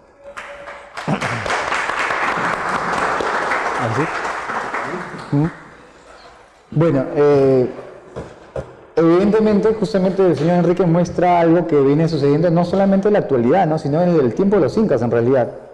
Para los que hemos estudiado un poquito más, uno de los grandes problemas para la expansión del Tahuantinsuyo fue justamente la diversidad cultural y lingüística que existía en ese momento, ¿no? ¿Cómo resolvieron los incas ese dilema? Fue justamente crear un nuevo idioma, ¿no? La lengua general, es decir, crear el quechua como lengua principal para hablarlo entre los curacas y los incas, ¿no? Mientras que el pueblo podía hablar su idioma nativo. En el caso, por ejemplo, de San Damián y Guarachirí en general, en Guarachirí, por ejemplo, se hablaba el aymara, ¿no? Se hablaba el aymara y entonces llegan los incas y imponen el quechua. Entonces tenían que hablar aymara, quechua y más los propios, como dijo acá también, los propios dialectos de cada zona. Entre los propios guarachiranos, a pesar que son valles uno al costado del otro, no se entendían porque hablaban diversas variantes del aymara, ¿no? Entonces eso es también una complejidad. Los incas por eso planteaban un solo idioma, que era el quechua, para que hablaran todos, el quechua chinchaysuyo, ¿no? El quechua que venía de los chinchas, es decir, otros que fueron conquistados, los chinchas que vivían en Ica, ¿no? A partir de eso que se plantea.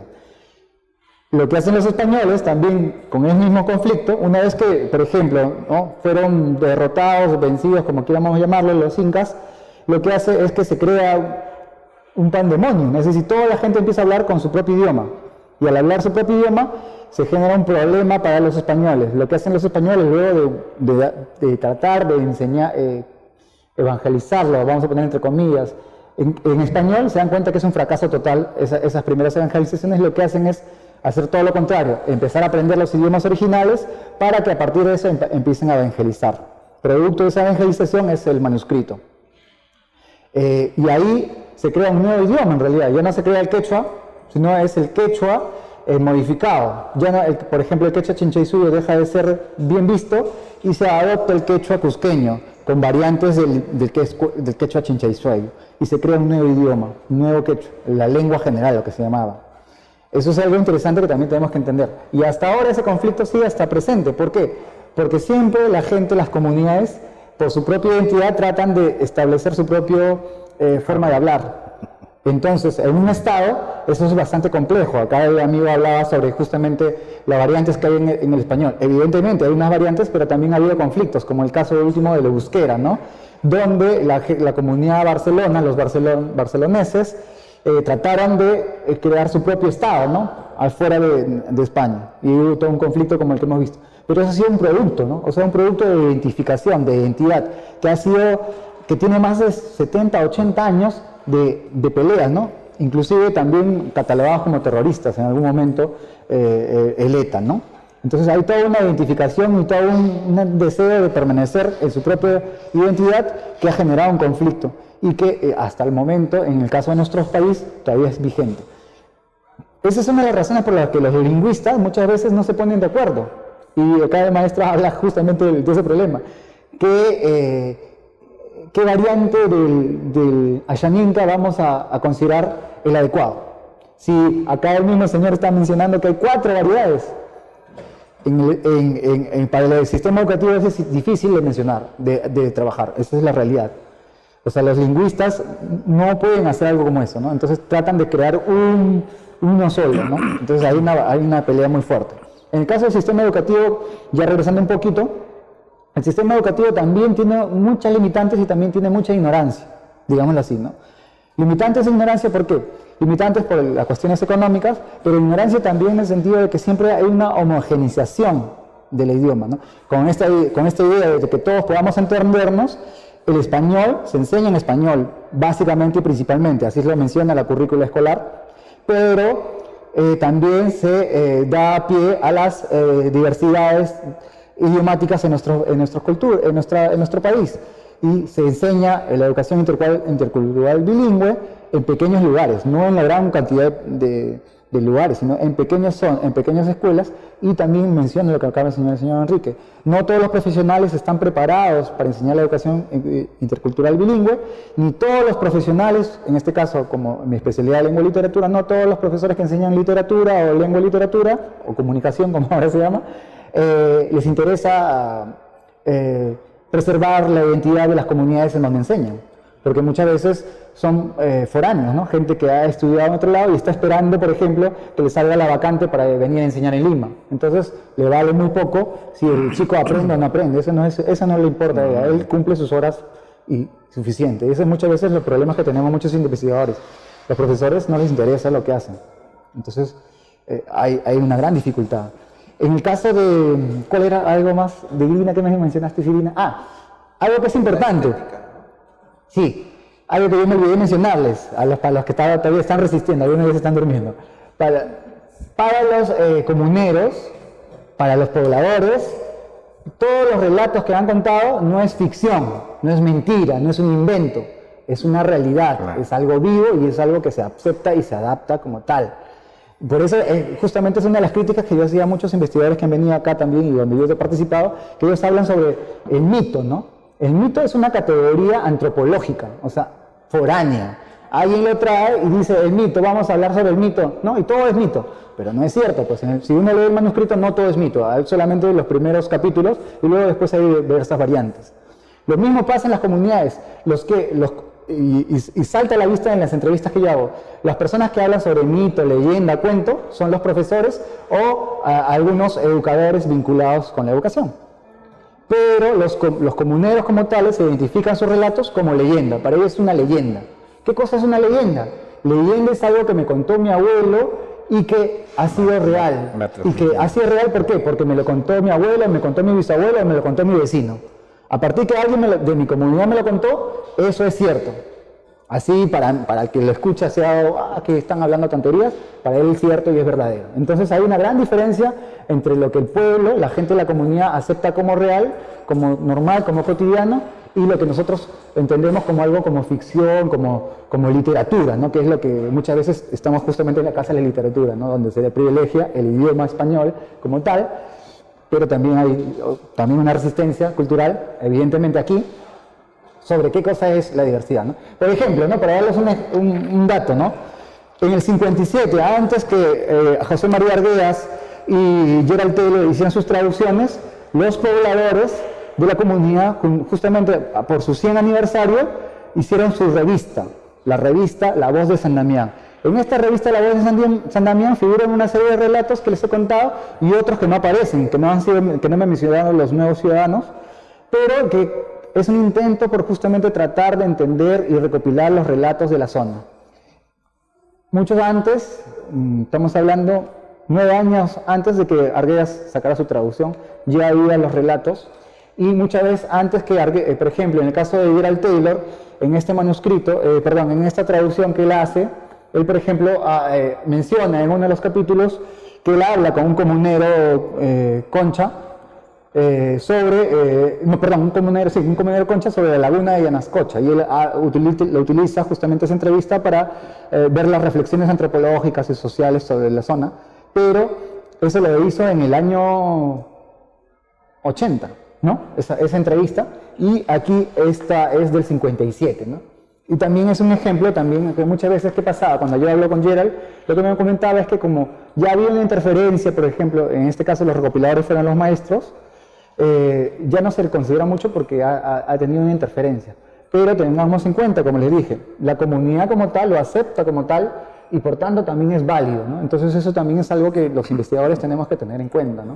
Como les dije, muchos investigadores de manuscrito investigan sobre el manuscrito, sobre el libro, pero no conocen el lugar, entonces no entienden por qué es importante los 5 cerros, por qué es importante Yaxatambo, por qué es importante Conchacica, por qué es importante la laguna, y así los diversos lugares, ¿no? Cuando uno va y conoce el sitio y camina por los lugares, todo tiene sentido, todo tiene un sentido, todo, como dijo la señora muy bien, es lo que la comunidad identifica como tal y le da validez. Evidentemente, como yo les mencioné, con el paso del tiempo, los nombres originales, Pariajaja, Chopiñanca, Tutayquiri, Colquiri, todos los nombres que aparecen acá ya no se conocen porque se ha perdido, ¿no? Se ha perdido, pero los sitios siguen evidenciando relatos que para la comunidad tienen vigencia y representan una sacralidad, ¿no? En estos espacios. Muchas gracias.